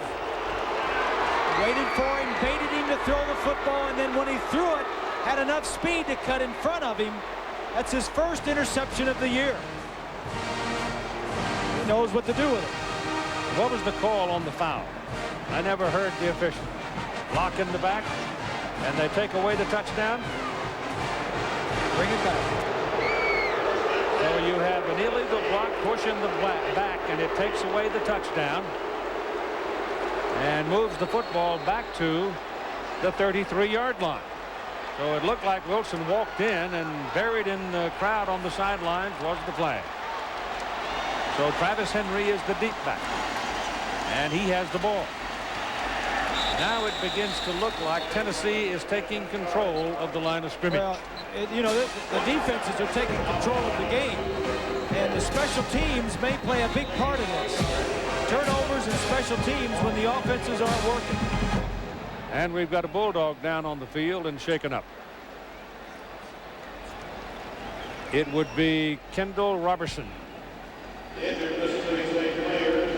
So fatigue may be becoming a factor here because it's hot in this building. It is hot. It's hot outside. It's an unseasonably warm time in the city of Atlanta, and it's been very warm inside. So we have a timeout on the field for the injured player, and we have several players that have been shaken up a bit. Now, I want to tell you a little story, folks. The commissioner of the Southeastern Conference, who has spent a lifetime this past year working on this BCS series, has joined us here in our booth. But one of the things that happened over the course of planning for this ball game was he banned all of the traditional Mississippi State cowbells. You can't ring your cowbell in the dome. Well, I can, confound it. Take that away from him, boy. Here, let me have that. I got that. Everybody got a cowbell but me. He's been getting things all around the country, everywhere we go. Isn't that great? That's great. I'll put that on my mantle. I keep telling him, Roy, that if you wait long enough, the BCS, this whole thing will straighten itself out. Well, we said all the way back, Bob, that you have to get all the games in there and you have to play them all out. And we played them all out today. We're still playing one out here.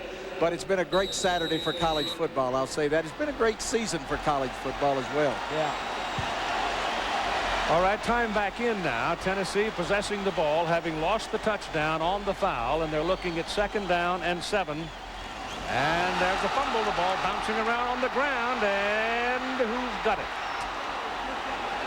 Mississippi State jumping up and down saying they have it, and they do have it. So Tennessee not only loses the touchdown on the foul, they turn the ball over and give it up out on the 30-31-yard line. That is critical. You talk about taking points off the board. A silly mistake by the defense for Tennessee after Wilson intercepts it, takes the points off the board. And now the offense for the Volunteers, they fumble it and don't get any points from it. You realize they never got that ball, never had the football. Roy Kramer, you realize that if Tennessee should lose this ball game, that you may burn up half the computers in America? I understand that. I think we'll have a great night, Keith. First down from the outside the 31, Chris Rainey with the carry, pair of fresh legs in the ball game, and he breaks it for a first down all the way down to the 44-yard line. Are you satisfied now that the smoke's starting to clear a little bit? You see a ray of sunshine through that gray cloud? Well, I think at least we've done what we set out to do, which was create a lot of excitement in college football, Keith. You can always argue with it. There's always going to be concern about it. I understand that.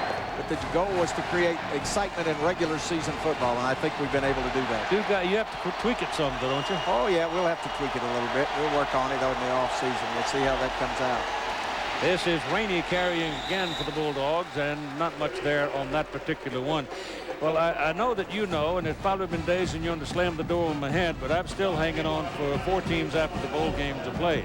I understand where you are, Keith, and I can understand that, but we have to be very careful to not damage this great game. There can be some improvements in the future. We'll take a look at some of those, but we got to be very careful not to damage regular season college football. That's very important. I think one of the great things that we've got in college football is every week in the last few weeks have been like a playoff weekend for some teams. That's right, Bob, it certainly has. Matkin looking to throw it. Now he's got to run it, committed, and goes for the marker. And he got there. He picked up a first down just inside the 45-yard line. Roy, I know everybody talks about the game played on the field and all of that, but to me, the truest value of college football is the festival that happens every week on the campus when it's played. You're exactly right, Keith. And what you're witnessing here tonight is another one of those festivals. But the festivals that you see in Ann Arbor and in Tuscaloosa or in Athens, Georgia, or in Tallahassee, Florida, wherever they take place, you can't match that anywhere in the world for the special feeling and the spectacular part of the game. Commissioner, thanks much for coming by. Always glad to be with you all, and have a great fourth quarter here. You've done a great job with this. Thank you, Bob. I would think of Andy Mann to be too smart to take on a chore like that. An old guy from Carrollton, I'll let you have it. Thank you. Timeout on the field. First down for Mississippi State. Back after this look at some upcoming program on ABC. After Rick Schroeder's debut on NYPD Blue, you'll want to see more. An all-new NYPD Blue, ABC Tuesday. A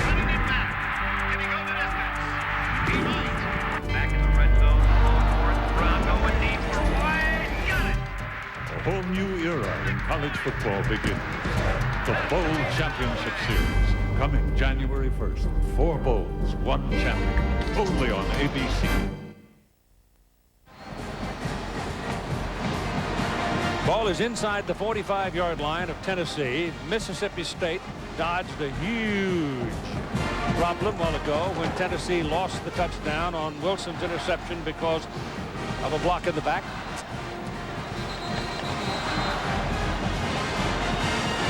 Now they're trying to generate something themselves.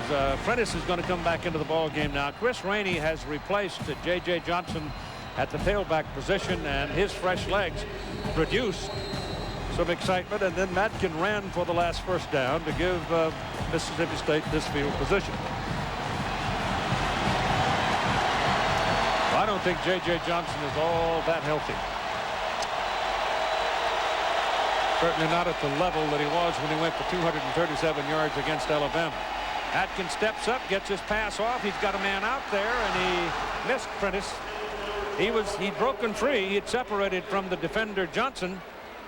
See, that one, didn't deliver. That one he needed to hit because he had time in the pocket, and Prentice was open, made a good move, a down post corner, and he was wide open, and you need to hit those. You're not going to get many opportunities like this. Go to the post. Oh, a great move. Now you just got to hit this. Well, Kevin dragging a sore leg as it is, and he's got to grit his teeth pretty hard to make that kind of move and make that kind of run. He may not have that many left with a sore leg. Second down and 10. This is McKinley, the blocking fullback, getting his occasional carry for a couple of yards. This Tennessee defense is quick, and Al Wilson is one of the quickest linebackers around, Keith. And what they're doing is they're just stacking in there. They're putting 7, 8 guys in the box and forcing Matkin to beat him with the throw, and he's not done it so far tonight. He's had guys open, but he's missed them.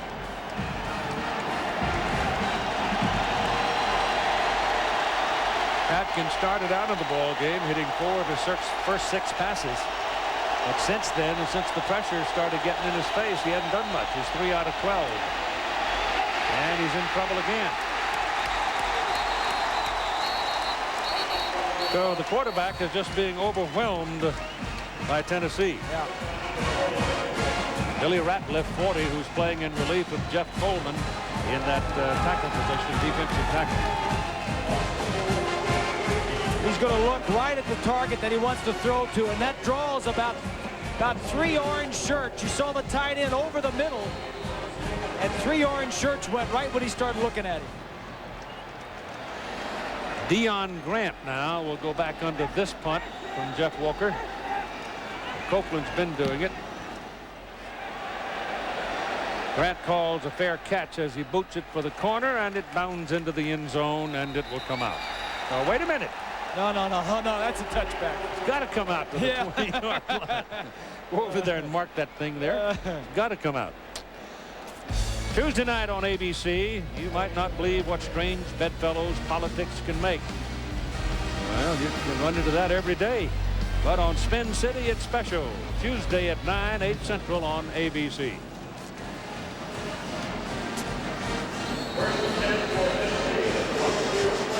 on the 20 for the Volunteers. We are closing down toward the end of the third quarter with 2.5 minutes, roughly 2:36. It's still 10-7. Florida State and Tennessee and Tostitos Fiesta Bowl, we might have to play 2 or 3 days. Outside the pocket. T. Martin. Again, he's a pretty good sized running back when he gets around to it. 220-odd pounds. Tim Nelson. Well, they've tried a lot of different things with T. Martin, Keith. Inside the pocket, outside, defensively. Get him outside the pocket, knocking him down inside, rolling him outside.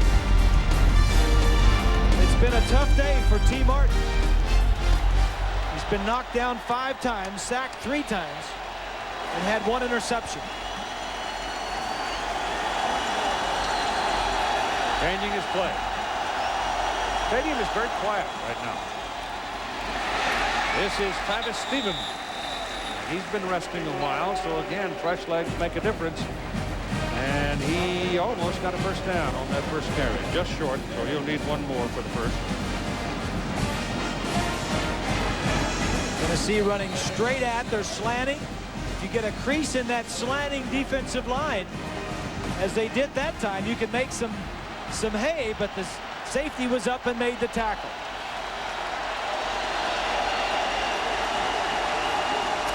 Third and short. Over the top, pumping and banging away, and he'll have his first down. They'll mark him outside the 30. Not by a whole bunch.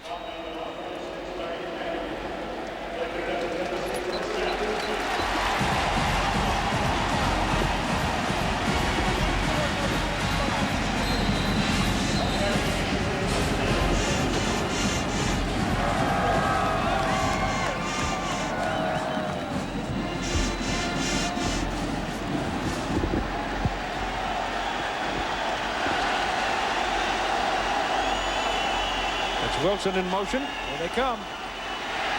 He puts some air onto the ball, aims it for Wilson, and it is incomplete, out of bounds. Robert Bean defending on the play. That Bean's pretty good, isn't he? Yeah, he is, and Smith was right close. Cooper. Smith, number 2, was right close to making a sack on this one. He almost on this end. Runs around. Whoa. Almost knocked T. Martin out for a while. Almost injured. Here's the flag. Yeah. Linesman has thrown a flag here. And he's walking toward the referee. So the linesman on this side threw the flag.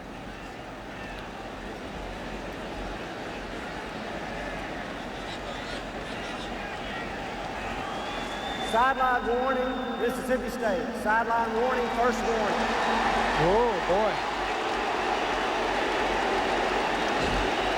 I mean, you've played 11 games all season, and you don't want to start giving sideline warnings to your team. He wants everybody to get back out of that white area. Jackie's probably saying those are not my people. It's supposed to be behind the yellow line down there. The player's got to stay behind it. 20. Bob, Keith, they did not call them sidelines for them being too close up. The penalty is against someone on the Mississippi State bench who was yelling at the official. And obviously he was yelling something that the official felt was unnecessary, and then he threw the flag and then told the coach why he threw the flag on someone who's standing behind the bench. But it was not because they were standing too close to the sideline, Keith. Bob. They let the coach tell him to shut up, huh? Well, they didn't penalize him. They just gave him a warning. Yeah. Had to get somebody out of there. The blitz is on, and it works. Larry Campbell was pounding up the middle. The big guy from Taylorsville, Mississippi, came right up the middle of the field. Well, he got there about the time T. Martin turned around. Adesela Bedoin is in replacing Kendall Robertson, who's out of the ball game for Mississippi State. At one time, he was a starter. So he and Bean now are at those corner spots. Campbell now has 9 tackles and 2 sacks in the ball game for the Bulldogs. And the referee stops it. burn the clock into the quarter. So we played 3 quarters. We've still got a ball game. 10-7 Tennessee. Back after this message and a word from our ABC station.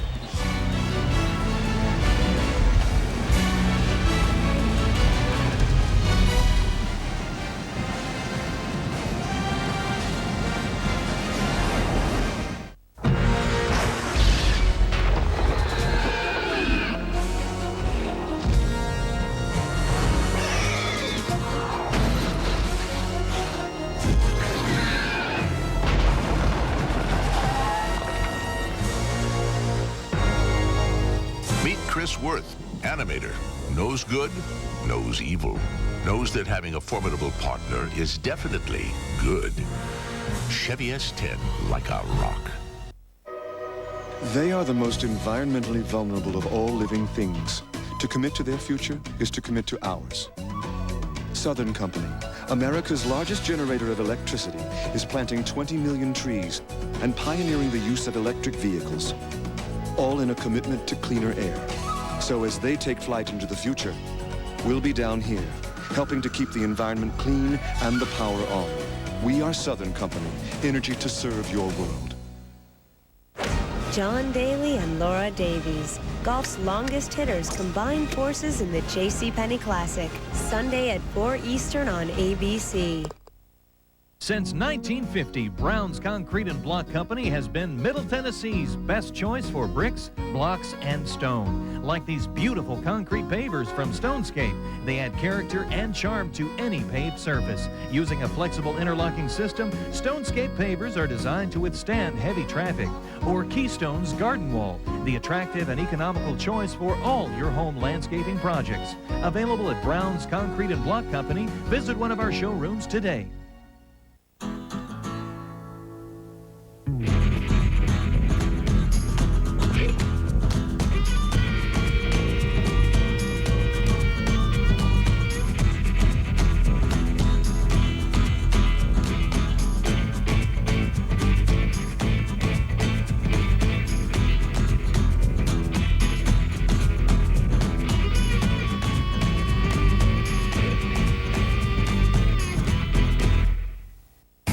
Sports Extra, Sunday nights at 10:30.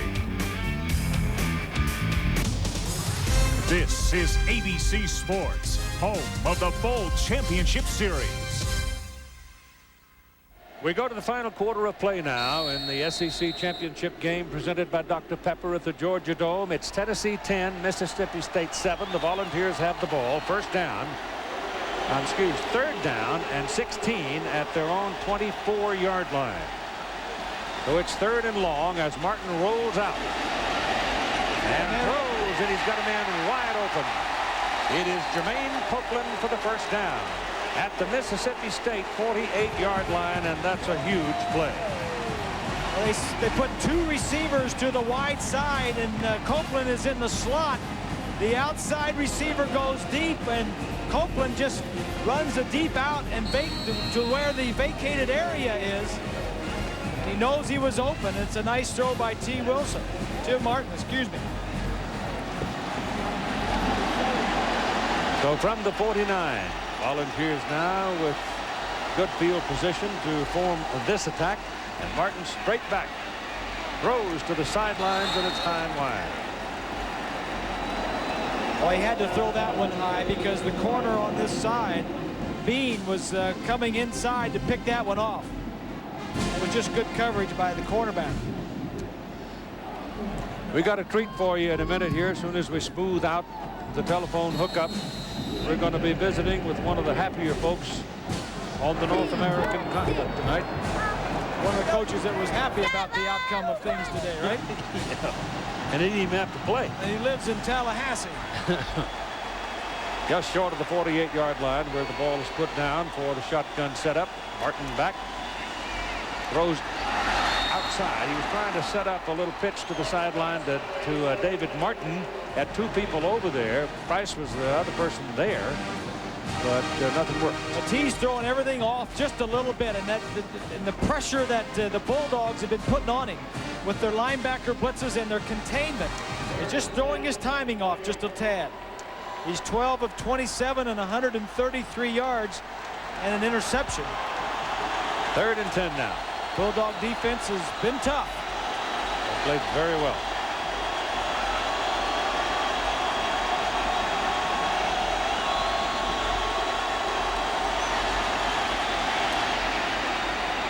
That's high.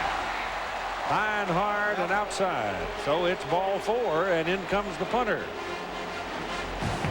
Well, he's throwing it like he's unsure of what's going on, and that's what's happening. He's not sure if he's got everybody blocked, and he's not sure if the coverage is downfield.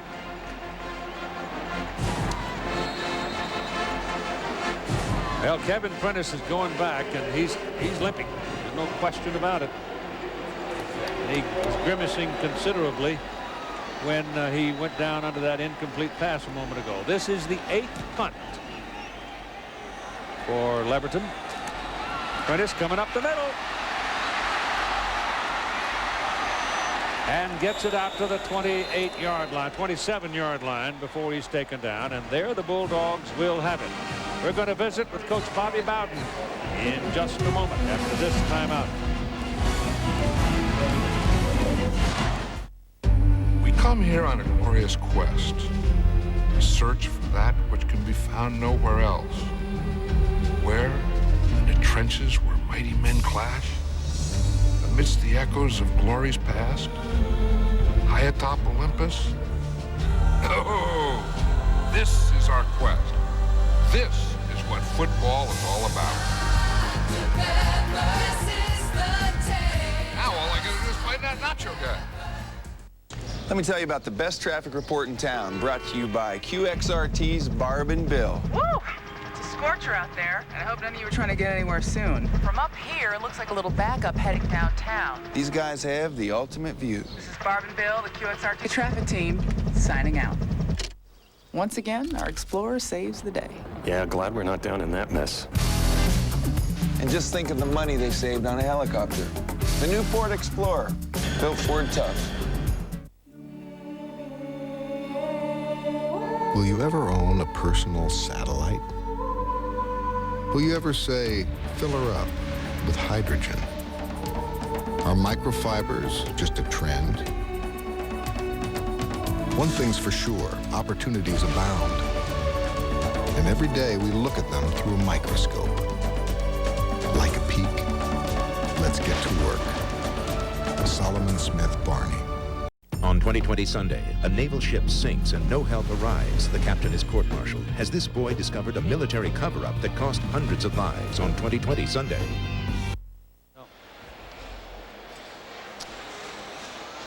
All right, the SEC Championship presented by Dr. Pepper. We're in the 4th quarter of play. We've got 14:26 to play in the ball game. The Mississippi State Bulldogs own the ball, first down at their own 27-yard line.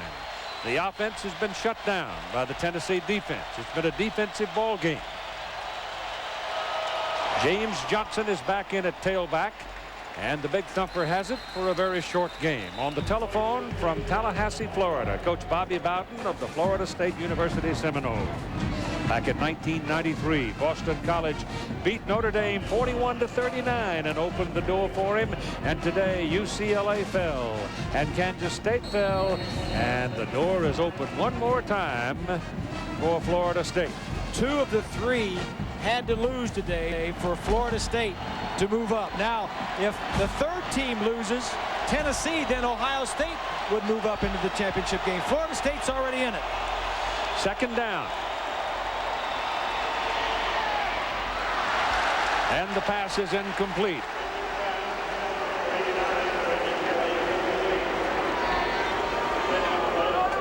This defense of Tennessee has just really been tough. Mississippi State has had the ball 11 times. They've punted it 8 times. 11 possessions, 8 punts, 2 interceptions, and a missed field goal. That's not very much production. And they have not converted on 3rd downs yet today. We're working on the audio hookup with Coach Bowden. When we get it, we'll have our conversation with him. 3rd down. Matkin. It's thrown in the middle, and it's caught by Kevin Cooper. That's the first down, too. That's the first one.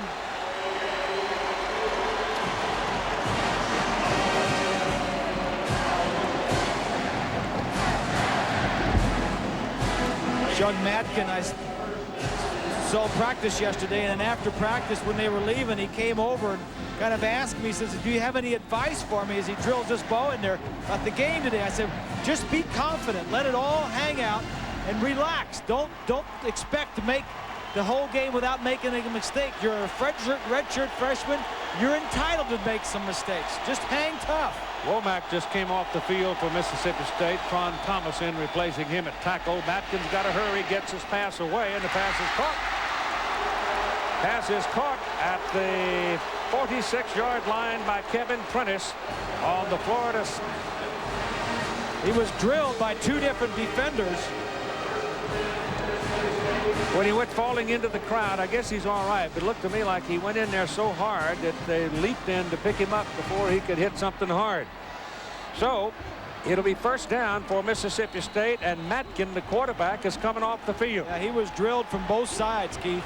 It'll be Rob Morgan to go in, replace him. Morgan had to go in and play some at the close of the season in the Ole Miss game.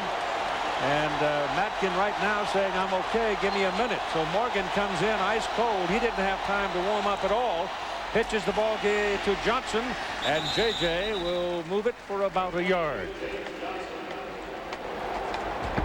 Well, Keith, Morgan was on the sideline prior to the series. Jackie Sherrill walked over to Morgan and said, start warming up, and gave him every indication that he was going to start this series.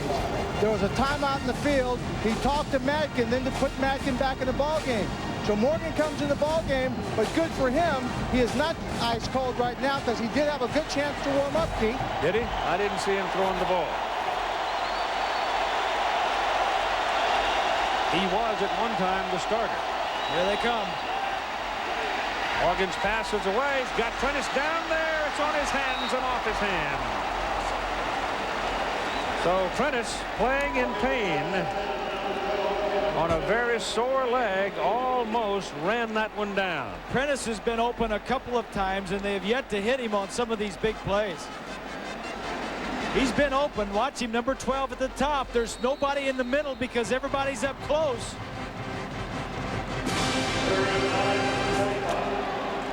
Jackie looking at it. So it is 3rd and 10. 10 seconds on the play clock. They're totally unsettled, and now Mississippi State has to spend the timeout because with 5 seconds, Morgan doesn't have a play. Now he comes to the sideline. They have one left. Still 10-7, Tennessee. You guys are in here again? I can't believe this. You're always in here nursing your injuries. I have never seen such a group of cream puffs in my life. This is football. I need guys that can play. Man, I thought he'd never leave. For the great taste that won't fill you up and never lets you down, make it a Bud Light. Hot dog, anyone? Afraid your next get-together will be a flop? Order Chili's Party Platters. Act now. Call a Chili's representative, and your guests will flip over party-sized servings of buffalo wings, fajitas, baby back ribs, and more. And pre-party stress now. Order Chili's Party Platters new from Chili's. Everything was going well on Frank's first night as foreman until he made one tiny mistake. There's a Ford F-Series in the lot with the lights on. There's a Ford F-Series with the lights on. F-Series is America's best-built, best-selling truck. It's 50 years tough. And obviously, for a lot of people, it's the only truck that's tough enough. Next time, Frank, get the plate number. Ford F-Series, the biggest, toughest trucks ever built Ford tough. In a perfect world, your cooking would taste more like your mom's. Woohoo! In the real world, Diet Dr. Pepper does taste more like regular Dr. Pepper. It's the taste you've been looking for. The SEC Championship presented by Dr. Pepper on ABC Sports. Brought to you by Dr. Pepper and your local Dr. Pepper butler. Dr. Pepper, this is the taste. Ford Explorer. Explorer built Ford tough. Tostitos, proud sponsor of the Tostitos Fiesta Bowl, college football's national championship. And Sears and the Sears National Champion Football Trophy. We're at the Georgia Dome for tonight's ball game, where the attendance is 74,795. That's the second largest crowd in the Georgia Dome and the SEC championship game history. Third down and 10 from just outside the 45-yard line. Rob Morgan, the quarterback, throws high. All sails over the head of Kevin Cooper, and it will be fourth down. A lot of time remaining, 12:06. Madkin, the Mississippi State quarterback, was shaken up and was out for this series.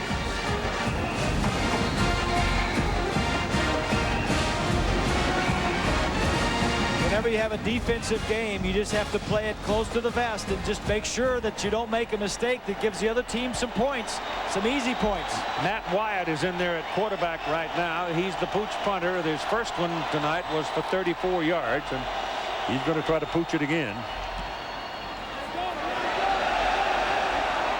It's caught by Deion Grant, and Grant will go down at about the 12-yard line. So now we've got Coach Bobby Bowden. I started the story a while ago, back when a win by Boston College over Notre Dame in 1993 opened the door for the march toward a national championship for Florida State. And they beat Nebraska 18-16 in the Orange Bowl. Lo and behold, here he sits all day and watches teams get beat, and he's got another ticket to play for a national championship. Congratulations, Bob. Thank you, Keith. We've just been sitting here all day hoping that somebody would give us a chance, and unbelievable the way the first two games ended up today. Here's Tennessee now trying to get some daylight behind them, and they do on a fine run by Travis Henry. And you've been sitting now watching this football game, a defense that struggled so far. Any immediate reflections on whether or not we might not have to play all day long to get a score out in Tempe? I tell you what, if one of those two teams well, of course Mississippi State wouldn't be there, but if Tennessee is there and we're there, we might go into overtime 0-0. Well, of course, your team carries one of the most lethal defensive teams that we've seen anywhere in the country this year, and they just got better and better as the year went on. Here's the handoff to the deep back again for the Volunteers, and now they're working out for a 5-yard pickup on that carry. Bobby, what's the status of your quarterback situation? Well, you know, Winky is out. Winky will be back in the spring, although he won't be able to get any contact, but they think he'll be okay next fall. So Alson's your number one quarterback, and then he's backed up by a pure freshman, Jared Jones.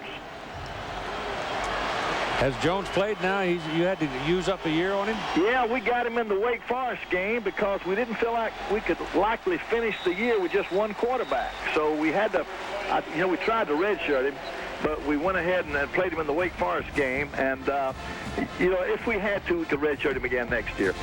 Bobby, explain this BCS stuff to us, would you? Pardon, I couldn't hear you. I want you to explain the BCS standings for us. I know you're well versed in how this thing works. Well, let me just say this. I've spent all night canceling reservations to Miami and New Orleans. I've been spending my time doing that. Now that we're going to the other place, I don't understand it too good, buddy. All you know is if number 2 loses and number 3 loses. That's it. All I know is if 2 and 3 go out, we go up. Yeah. Okay. Well, there was a time when Florida State played Tennessee, but you weren't involved. That was back in 1958. So that's exactly right. Vic Prinsley was a quarterback back in those days. Right. Florida State won the ball game. Right. Well, congratulations, Bobby. It's great fun, and we'll look forward to seeing you down the road. Hey, thank you, man. All right. Here. Bye. Bobby Bowden, Florida State University Seminoles, who's had a hard day. You know, it was a few years back, maybe 4 or 5, when everything had to fall for Florida to get in. and everything happened right for them, and they went in, and I think that's when they beat Florida State again in the Sugar Bowl for the championship. Who do you reckon is sweating bullets right now? Oh, I don't know. Travis Henry on the carry. Suppose lightning strikes for Mississippi State. Well, a bunch of Buckeyes out there right now. They're watching this game. That's right. You know, there's a bunch of Buckeyes that are pulling for these Bulldogs, that's for sure. T. Martin not having a very good day. No, neither quarterback has had a very good day. No, they haven't. It's, the two defenses have been dominant. 10-7 the score. Tennessee leading. Pressure coming. They put him on the ground. The pass is incomplete. Peerless Price, the intended receiver, and Robert Bean took a shot at it. Yeah, all 11 defensive players were up about 7 yards of the line of scrimmage. There's tight pressure and tight coverage. He's getting knocked down almost every time he throws the ball now. Kenzaki Jones, the one who did it that time. And it brings up 4th down and 8, and the Volunteers will punt again. It'll be the 9th punt of the ball game for David Leverton. This might be Mississippi State's best chance to score on a punt return right here. Prentice from the 18. He's still alive. He's gone. It's a foot race down the sidelines, and it is lightning has struck. I don't see a flag anywhere. It was coming every time he returned the punt. He was getting closer and closer. I'm not going to tell him he called it. I'm just not going to do it. Well, he's lightning in a bottle. He's returned 2 kickoffs for touchdowns in his career. He's the best player on their team. And if you keep punting the ball to him, he's going to get the feel for the coverage.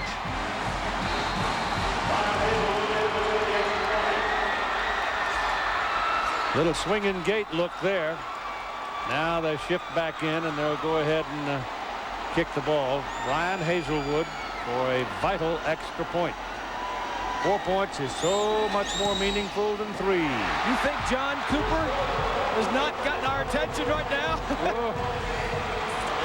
83 yards on the punt return for the touchdown by 153-pound Kevin Prentice. And Mississippi State leads. Welcome to the big game, rookie. Let's get it on. Come on, baby, let's go. This is my house, my house. Now let's see what you got. There's a tough new face in the NFL. Is that all you got, rookie? Give it to me, give it to me, give it to me, give it to me.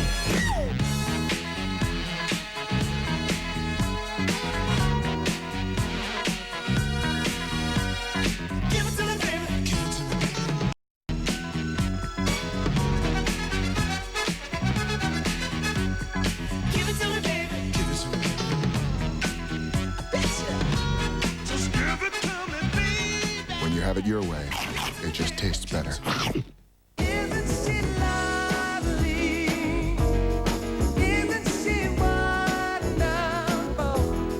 Isn't she precious? Less than 1 minute. Oh, I never thought through love with me, making one as lovely as she. But isn't she lovely? Insuring over 40 million people worldwide. Come on, deliver, baby! He's open! He's open! He's open! He's wide open! Come on! There's a tough new face in the NFL. You're wide open out there. Great wheels, kid. Help wanted. To learn how you can help children, reach us at this web address and number. We're fighting for the children. Whose side are you on?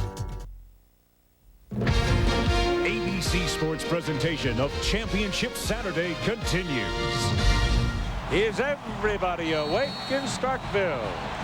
Mississippi State has scored on a 70-yard interception return and an 83-yard punt return to lead 14-10, and they kick it off. 1 yard line for Price. Look out, this fellow can burn the wind, but they get him at the 23-yard line, and here's Lynn Swan. Well, Keith, we might have to start calling Bob Greasy Bob the Prophet. But what I saw on that punt return was not just a good run, not just good timing, but a courageous young man who sustained a hip pointer, who is in a great deal of pain, but understand that's the kind of injury you can still play with. For him to come in the ball game in the second half and be able to form this way is a great feat of concentration and shows a great deal of heart wanting to win a football game, Keith. He's from Vicksburg, Mississippi. First down for Tennessee now. A lot of time left. 8.5 minutes. The ball goes to Travis Stevens, and he'll get 1 yard. Been very warm in this building tonight. It's been a very warm week here in Atlanta. It was about, well, it was well up into the 70s today. People sitting watching the Christmas parade in their shirt sleeves this morning. That's no fun, is it? No. This Bulldog defense gets tough in the fourth quarter, Keith. Second down and 9 for the Vols.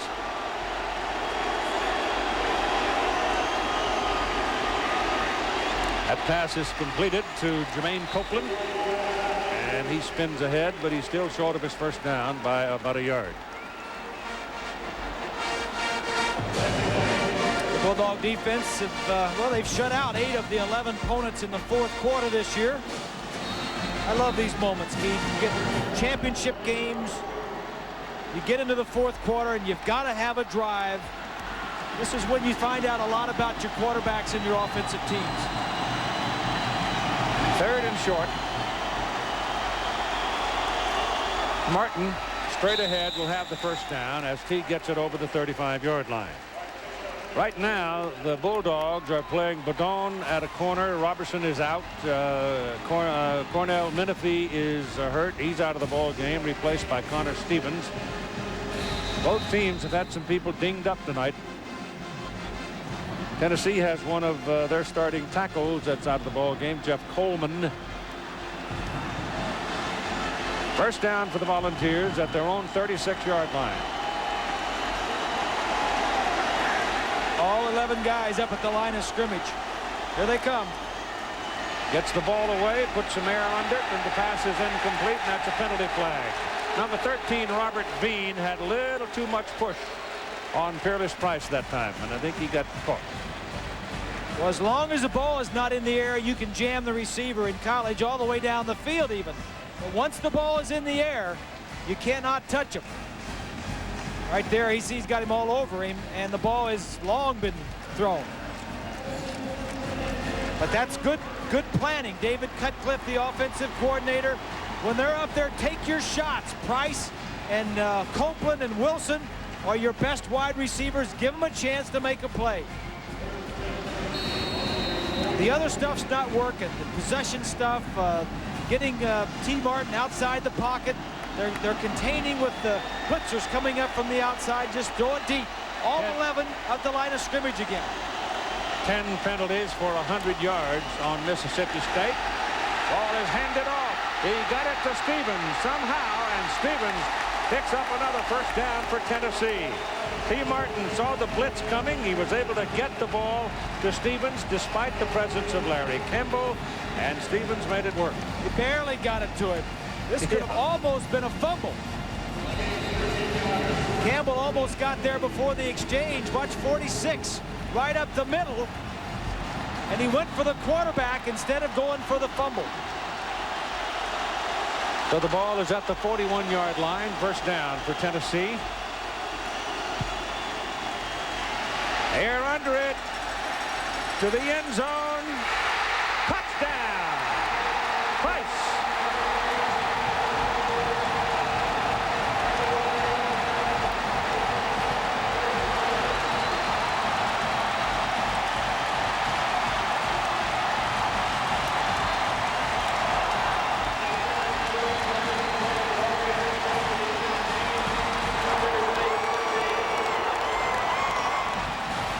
If the short stuff is not working, throw it down the field to your big play wide receivers.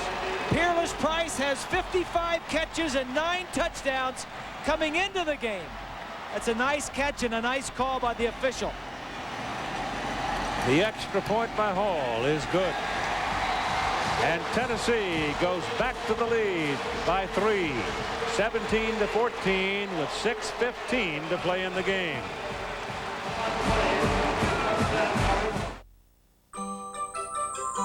In a perfect world, broccoli would taste more like ice cream. In the real world, Diet Dr. Pepper does taste more like regular Dr. Pepper. It's the taste you've been looking for. My name is Dennis Porter, and I work in the Ford Dummy Lab. They build it, we crash it. We don't care about the damage, we care about people. Our testing exceeds the government standards. Ford has more 5-star rated vehicles than any other car manufacturer. We go that extra mile to make sure that our cars are safe. I'm proud of that.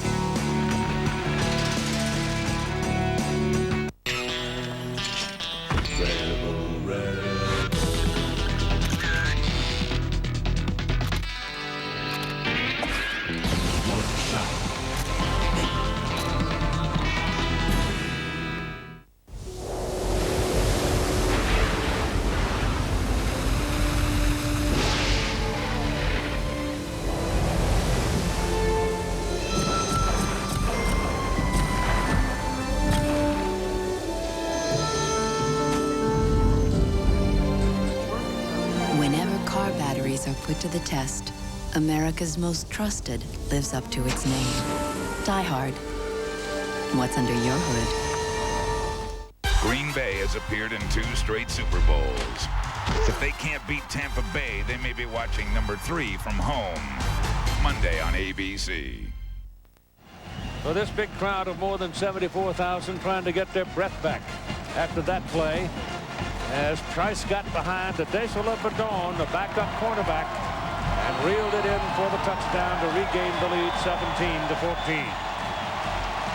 Now the Volunteers will kick it off. Kevin Prentice will be waiting for it, along with Big Printer. Jeff Hall is the man that does the place kicking for Tennessee. Hangs this one up. They can return it. It's Prentice at the 6. As a hold. And out to the 30-yard line. Let's go back to the touchdown. All 11 white shirts are within 7 yards of the line of scrimmage. The 2 linebackers are going to blitz. That leaves single coverage in the secondary. Peerless Price straight down the sideline. They've been blitzing. He doesn't have a lot of time to throw. Martin gets rid of it just in the nick of time, and what a great throw. He had a defensive man in his face. He lets it go, and he's hit. And that's a big drive and a big play for Tennessee and T. Martin.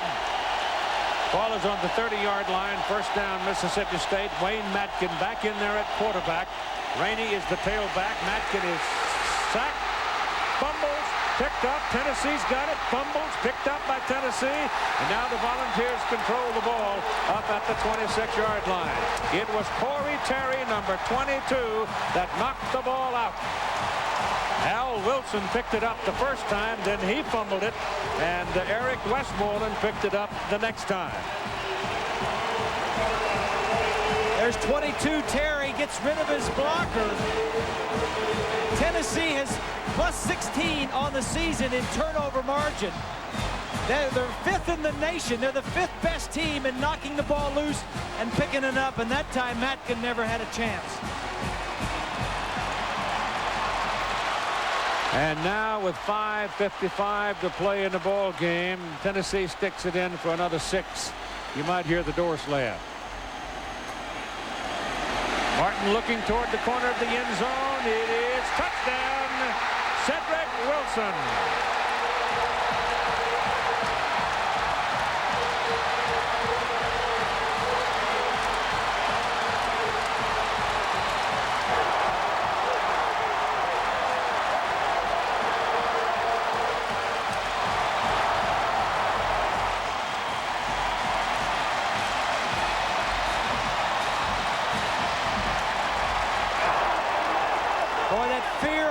noticing that we're looking at Phil Fulmer and the Volunteers there for about 3 or 4 minutes. Certainly snapped them into shape. The point, good.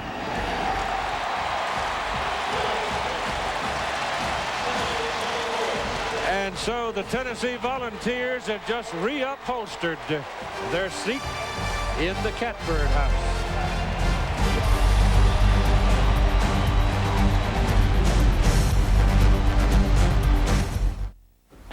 I heard this story about a group of tourists who were searching for Western heroes.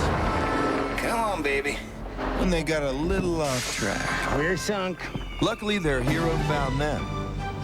Guarda. The legendary Ford F-150. Gary Cooper. Yeah, Gary Cooper. Looks like he could use a hand. With an available 5.4-liter Triton V8 that delivers more pulling power than Dodge or Chevy. Now there's a happy ending. Ford F-Series, built Ford tough. Can people taste the difference between Lay's Wow potato chips and their favorite chips? Let's find out. Wow. Wow. You know they're fat-free, only half the calories. These are fat-free? Talk to me, stock boy. Wow. Okay, sum it up, 10 words or less. Wow. Wow. Wow, these are good. You know Wow is mom upside down. Bet you can't taste the difference. Bet I can. Take the Wow Challenge yourself. Just try to taste the difference. What? Wow.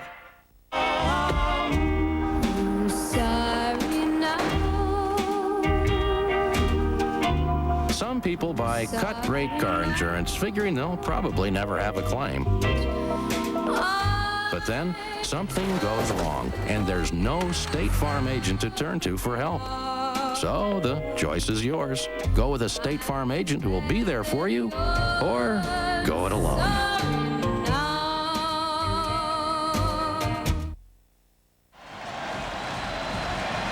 T. Martin on the phone, in conversation with, I'm sure, David Cutcliffe. The Tennessee Volunteers have just scored 2 touchdowns in 28 seconds to lead 24-14. Well, why couldn't they do that in the first 3.5 quarters? Oh, Mississippi State is hitting them in the mouth. Now all of a sudden they just go deep and long ball works. That's a high kick, returnable at the 14-yard line. And it's Prather upended at about the 31-yard line. Here's John Saunders. Keith, time for the Burger King play of the day. It came in the second upset of the day. Kansas State against Texas A&M. Second overtime, 3rd and 17. Brandon Stewart to Sir Parker. He just pokes it across, or at least they say he did. That touchdown in overtime wins the game. A great game for Brandon Stewart, the former Tennessee quarterback. And in the first upset of the day, UCLA had a huge lead and loses by 4. Keith.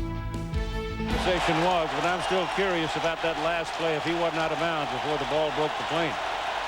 Back goes Matkin. Underneath to Rainey. And Rainey's got a couple of yards. Steve Johnson made the tackle. They need 10 points to tie now. They got to accelerate this thing. Screen passes on first down. Matkin's got to get outside the pocket. Scramble some on his own. This is a young quarterback starting for the first time this year. He's got a lot of seniors, a lot of veterans around him. But he's the guy that's got to make the plays. 3 wide outs.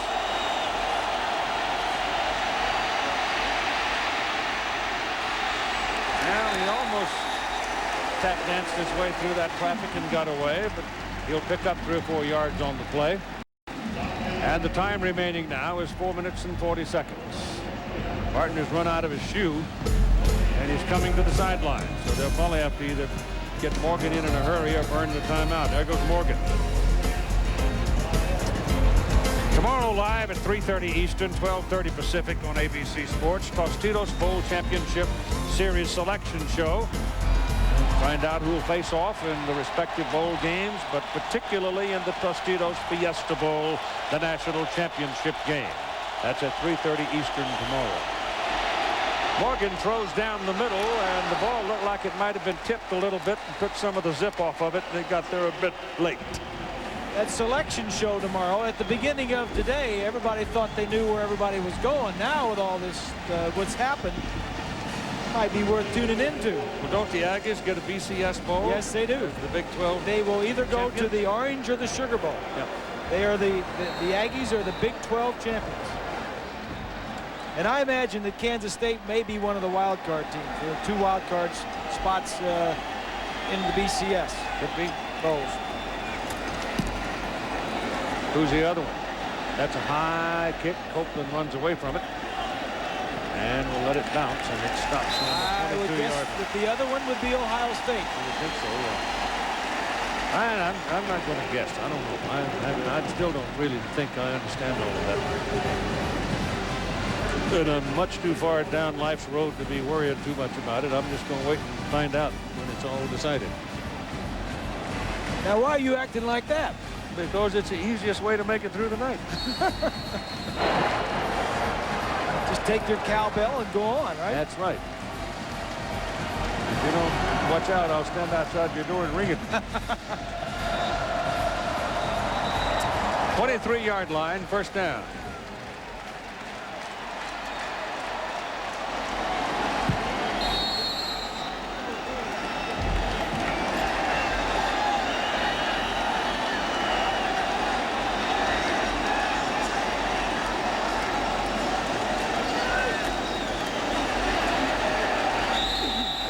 Henry, he had a pretty good night tonight. These little stumpy tailbacks that done such a good job for the Volunteers all year. They just keep thumping at you, and they go into the stack, and every once in a while they come out the other side. Well, go back to like a bullet. Go back to Phil Fulmer, Keith. A great job of coaching he did this year, losing all those players, bringing along T. Martin, being very conservative early in the season, and then turning him loose. It was going to be a Jamal Lewis team. It was going to be his offense. But when he got hurt, then they got to open up with T. Martin a little bit more. Well, they said the defining game was in the Georgia game when Martin stepped up, realizing that Jamal Lewis was gone, and it's now time to step up. He had to. Well, and this is David Cutcliffe's last game as a Volunteer. He's been with them for a lot of years, and as assistant, and then as an offensive coordinator, and he's going on to Ole Miss tomorrow. He'll be down and starting recruiting and all that stuff. Even so, you know, as we tick down to 2:45 to play in the ball game, I was visiting Dr. Malcolm Poitras a little while before the ball game, and I asked him if this was not still one of the biggest games that his school's ever been involved in, and he said absolutely, that it had electrified the state. Travis Henry carries on the play and gets a first down out at the 39-yard line. And look who's coming to the party. Lou Holtz is in the SEC. Welcome, welcome to teams like Florida and Tennessee and Georgia on your schedule every year. Boy, hello. Won't be as much fun. Well, there's been a lot of changes. Steve Spurrier lost 2 very good assistant coaches. He lost Bobby Stoops to Oklahoma. His defensive coordinator lost Carl Franks to Duke. And the Volunteers now, Tennessee beginning again to control the line of scrimmage. There's a penalty flag on the far side of the field. But Mississippi State now beginning to wear down a bit. And some of the George O'Leary right here in Atlanta signed a new 6-year rollover contract at Georgia Tech. I think one of the funnier stories, though, of the whole thing, Tommy Bowden has an undefeated season going with the Tulane Green Wave. And, you know, a few minutes ago when Tennessee was trailing in the ball game by 4 points and these wild thoughts were galloping through everybody's head, it was conceivable that Tulane could wind up the only undefeated team in the country, and Tommy Bowden's already gone to illegal formation. Not enough men on the line of scrimmage. 5-yard penalty. And he hired Brad Scott went over to join him when he left South Carolina. Yes, he did. The former Florida State coach with Bobby Bowden. Yep. So he knew him well. Jerry DiNardo's contract was rolled over at LSU also. So those are some of the changes. Frank Beamer says he's staying at Virginia Tech. Don't call him. The aerial coverage for today's game brought to you by Tostitos, the proud sponsor of the Tostitos Fiesta Bowl, this year's college football national championship. It'll be January 4, Monday night, prime time, and Bob Greasy will be there. Yeah. And so will Lynn Swann. I'll be carrying your bags. And Kelly Hayes. And your cowbell. And your rocking chairs. And your footballs and your helmets and your blankets. And I'm thinking about buying my own pickup and leaving early. Yeah, sure.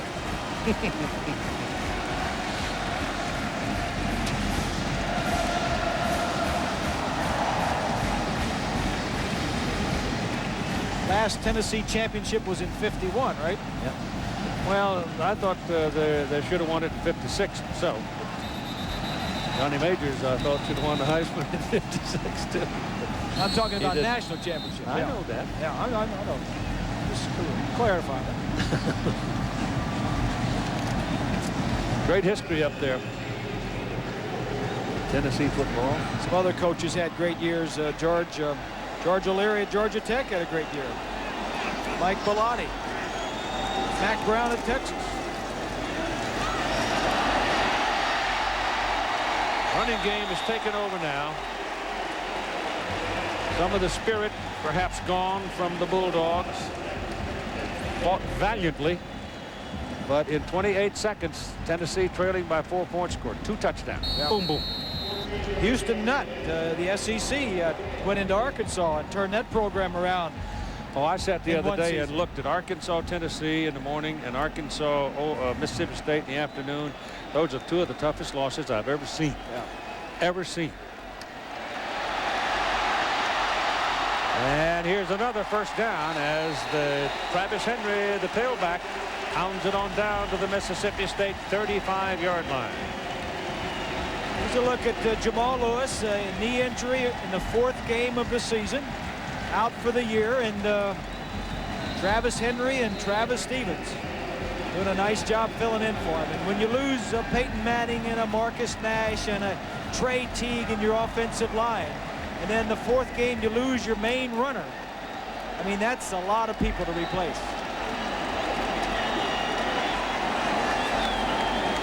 Knee down, start the clock. Oh, that big orange over here on one side of the stadium starting to stand up now. And Al Wilson, a senior who's leaving. Phil Fulmer making his way down through his coaches. David Cutcliffe, his last game. Travis Henry tonight, big night, 26 carries, 120 yards.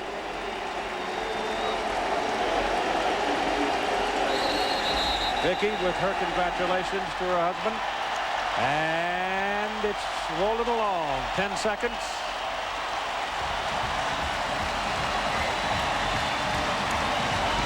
And now some of the crowd starts to spill out. Not very many. They've got them under control pretty well. And it's over. The Tennessee Volunteers have defeated Mississippi State 24-14 to win their 2nd successive SEC championship. The Chevrolet most valuable players of the game for Mississippi State: Kevin Prentice, 151 punt return yards, 52 yards on a kickoff return. Great night for the little man. T. Martin, 15 out of 32, 208 yards, 2 touchdowns. And in their names and in behalf of their performance tonight, Chevrolet making a contribution to each school's scholarship fund, general scholarship fund. Now here's Lynn Swann. Okay, Coach Fulmer, you have guided this football team of Tennessee's into some interesting and uncharted waters at 12-0. Congratulations. Lynn, thank you. This football team has shown an incredible amount of character.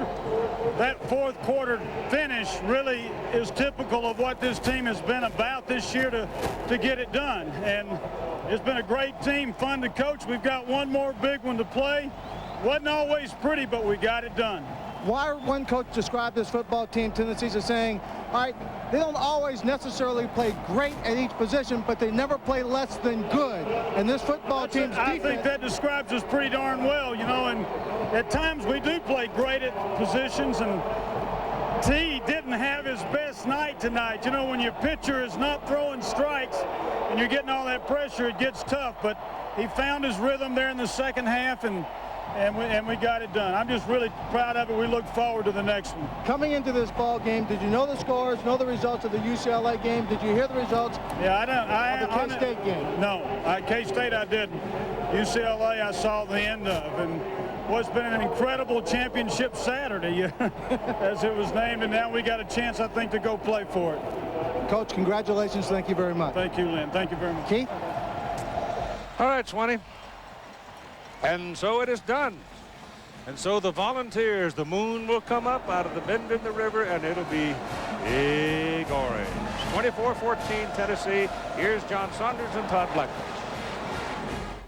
All right, Keith, thanks a lot. Well, Todd, we almost had the trifecta, the triple play, whatever you want to call it. The top three teams unbeaten. It looked like all three were going to lose for a while. Tennessee did hold on. Here's that final. Again, 24-14. T. Martin, with a couple of quick touchdown passes, sealed the game. Yeah, as Coach Fulmer said, didn't have his best day, but what a great job coaching by Philip Fulmer. Remember, this Tennessee team won 8 of their 12 games without their best player, Jamal Lewis. Interestingly enough, I talked to Coach Fulmer this week. Jamal Lewis may be back to play in the Fiesta Bowl.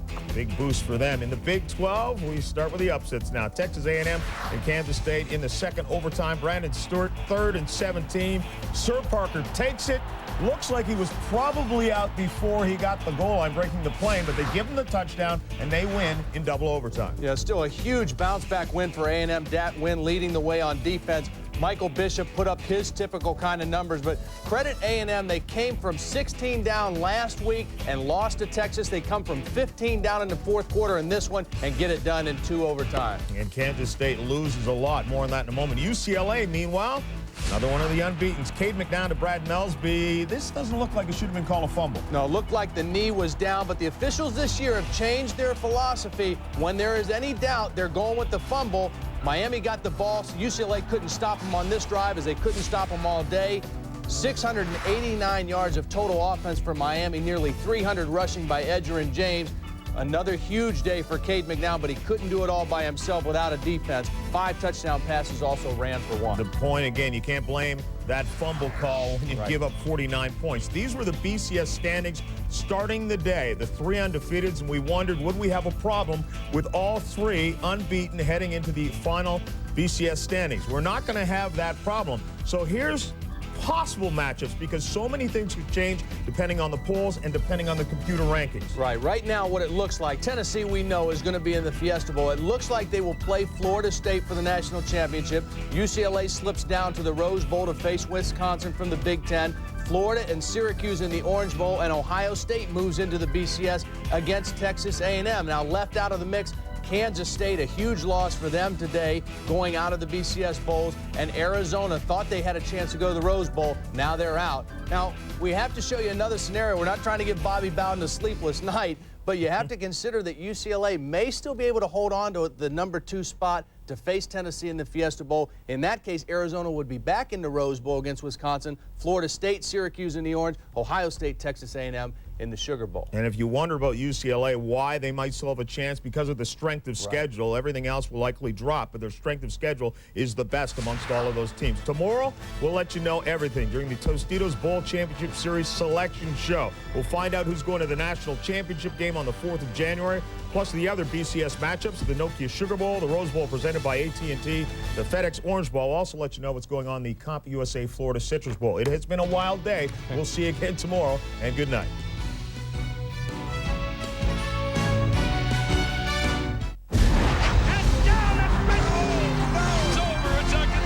This has been a presentation of ABC Sports, home of college football's Bowl Championship Series.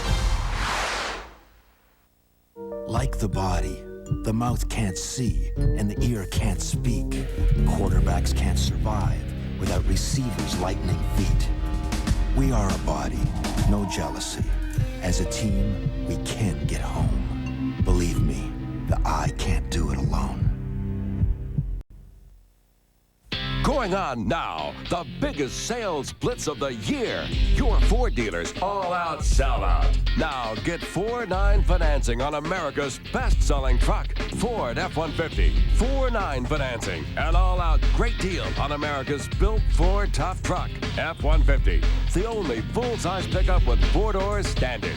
You can't get that from Chevy. It's the all-out sellout, and it all ends soon. Get out to your local Ford dealer today. Have yourself a merry little Christmas. Let yourself be light. From now on, all troubles will be. When it suddenly hits you what a useful gift a cellular phone could be, come to Bell South Mobility for the Nokia 2160 and get 200 anytime minutes for $16.50 a month. Bell South Mobility. Life's calling. Why wait? It's taken thousands of years to make this commercial. First, we needed a river. That took a while. Then early this century, the work of TVA began, taming that river. Today, local power companies like yours can serve 8 million people in 7 states with low-priced power designed to bring prosperity that will flow like the river for years to come. TVA, not just the current, the future. Fantasy Island at your own home. A spa from Pool and Spa Depot creates a center for relaxation and good health. Pool and Spa Depot has a huge selection of spas in all sizes with optional lights, music, and waterfalls. Come experience a spa in our mood room. Add a gazebo for total luxury. See Pool and Spa Depot and your dream will become your reality. Call 315-8000 today. You know what ticks me off? Well, a lot. But the main thing is a phony. That's why I like these Arby's chicken fingers. They're the genuine article, none of that processed nugget stuff. Arby's chicken fingers are big, crispy strips of real all-white meat chicken. That looks good. That's real, not phony. I can't stand phony. Down, boy. Sorry. Don't settle for anything but Arby's real all-white meat chicken fingers. One station, 22 Emmy nominations. News 2, honored for excellence in broadcasting, including overall newscast, daytime newscast, spot news story, news series, sports series, and overall news excellence. Watch and see for yourself why News 2 received more Emmy nominations for the 3rd year in a row than any other station in the Mid-South. News 2, first, fast, accurate. 2. First, fast, accurate. The sights and sounds live from the Georgia Dome in Atlanta. UT fans are celebrating a win that will likely send the undefeated Vols to the national championship game. From Atlanta to Nashville, fans love their Vols. Good evening, everybody. Vols championship fever just rose a few degrees. It certainly did. This team is hot, undefeated, now SEC champs, and a national title is in their sights. Our live team coverage begins with News 2's John Bork in Atlanta. John? Oh, thank you, guys. I tell you what, you can stop holding your breath now. Upset Saturday finally took a detour around. Standing with me, the freshman fullback, Will Bartholomew. You guys were predicted second, even third in the East. How good is it to finally prove a lot of people wrong? It feels good, you know. I just want to give God all the glory first. You know, we came out here, you know, we've had a bunch of breaks this season. You know, tonight we came out, we gave it our best shot, and we won the game. You know, that's all you can ask for. You knew that UCLA had lost. You heard over the loudspeaker Kansas State had lost. Did that have any impact in the way you guys had played? I don't think so. I mean, we sort of put that, when we got here, we put that behind, you know. We knew that we had to win to be where we want to be in January, so that's all we were thinking about. Your grandfather played here. I have a feeling you made your grandfather and a lot of family members proud tonight. I hope so. I mean, yeah, it was nice to get out and play. Most of my family was here, and we had a great crowd, and I thank all the fans. Back-to-back SEC titles for the first time since 1989, 1990. Will Bartholomew, anything you want to see back to the people back home in Nashville? I just want to say NBA's #1, and I just give God all the glory, and thank you so much for supporting me, all my friends, and everybody back home. And I just definitely want to give God all the glory because he's the one that put our team here, and he's got us here, and he got me here. UT Vols National Championship, does that sound good? Sounds great. That's what we're shooting for now. Will Bartholomew, thanks for joining us, News 2. We're going to have more when we come back in sports. We're going to talk to the players. We're going to hear what they had to say. Cedric Wilson, his big catch. We'll have that more a little bit later in sports. Guys, back to you. All right, John, great night to be a Vols fan. Oh, certainly. Thousands of Vols fans are in Atlanta, but thousands are back home in Tennessee. Our team coverage continues. News 2's Karen Brady spent the evening with ecstatic fans. She joins us from downtown. Hey, Karen. Well, Irvin, Tammy, these fans are ecstatic to say the least. You can hear them. They have been so glad that the Vols won. I want to go ahead and talk with a couple ladies over here. If we can talk with them. You ladies say that you've been Vols fans for a long time. How do you feel that they won today? Great! Great! The Tennessee Vols! It's great to be a Tennessee Vols! Irvin, Tammy, fans are excited. It doesn't matter where they're at, whether they're here or at home. You don't have to be at the game to enjoy it. The tickets are getting so expensive, we can't go to the game, so thought we'll just do it here at the house. Bet you can make it. Do it up. Rebecca and Carrie Donegan are proof that your home can be the next best place to a stadium. Getting everyone together here tonight and just having a good time being together, all of us just are big supporters of UT. What are y'all doing? Watching football all day long? The Donegans and their friends say they are true volunteer fans. Well, it doesn't hurt that they're winning so much. I mean, it's kind of easy to be with a winning team, but if they go 5-5, I'm a Vols fan through and through. And they say they'll support the Orange from whatever seat they have. You know, when you see somebody else in orange, it's like high five. You know, everybody is just a close family.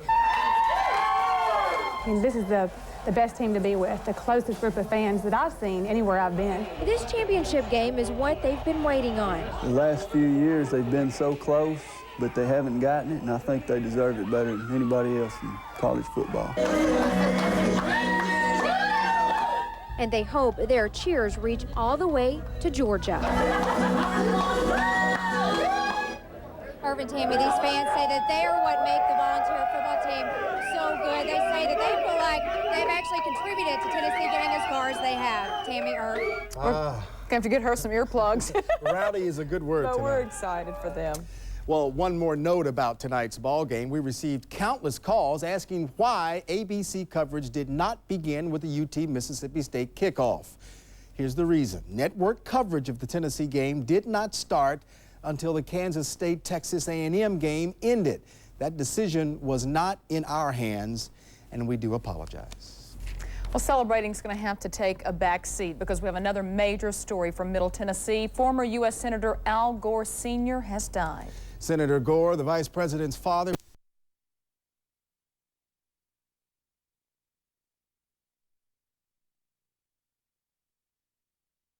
Tempe, as you saw right here on Channel 2, well, at least 3/4 of it. Once again, not our fault. The Vols won their second straight SEC title, and with the outcome of other games, it should put them in a position to play for the national crown. To the game we go, defensive battle early. Into the first quarter, T. Martin throws it up. Robert Bean, he's a bean picker. Juggling INT with the help of a little editing equipment. Bean is gone. 70 yards back for the score. Look at him go, he's fast. 7-zip Bulldogs with the lead. Second quarter, Wayne Mackin felt the heat all night, throws it up, and Deion Grant is there.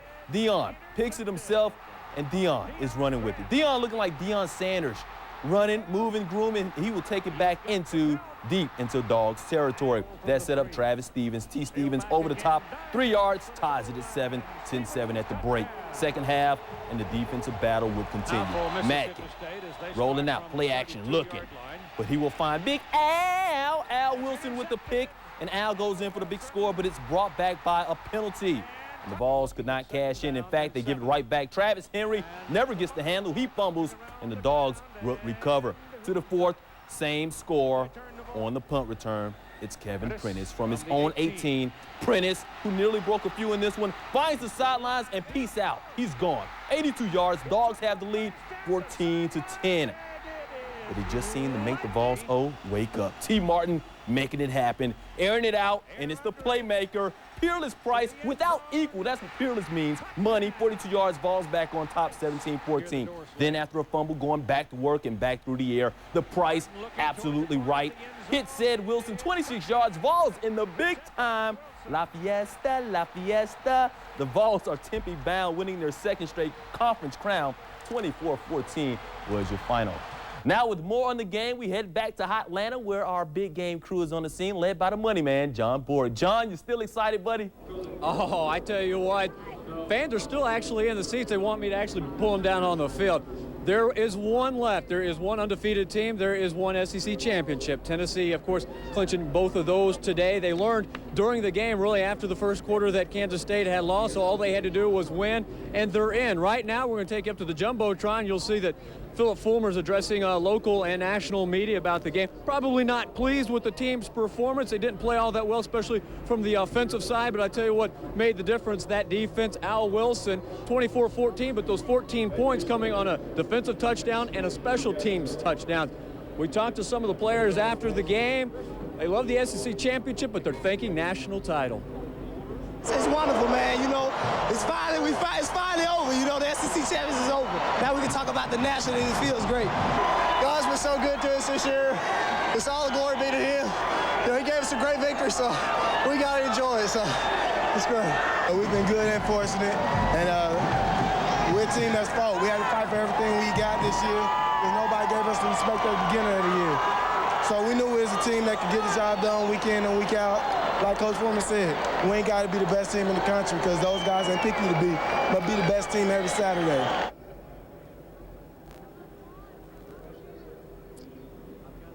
So the Vols winning their 13th, can you believe it, number 13th, their Southeastern Conference Championship. First time back-to-back since 1989-90. One interesting tidbit to tell you about, the last time that a player went number one in the draft and then the team won the national championship the year after, Miami, Vinny Testaverde, and then they won it with Steve Walsh at the helm. Miami helping their cause today, and the Vols better believe they're going to be in the Fiesta Bowl. Mike, back to you. John, they are 12-0 for the first time ever, but what counts is lucky number 13. Thanks a lot, John, for your report out there. And bad news.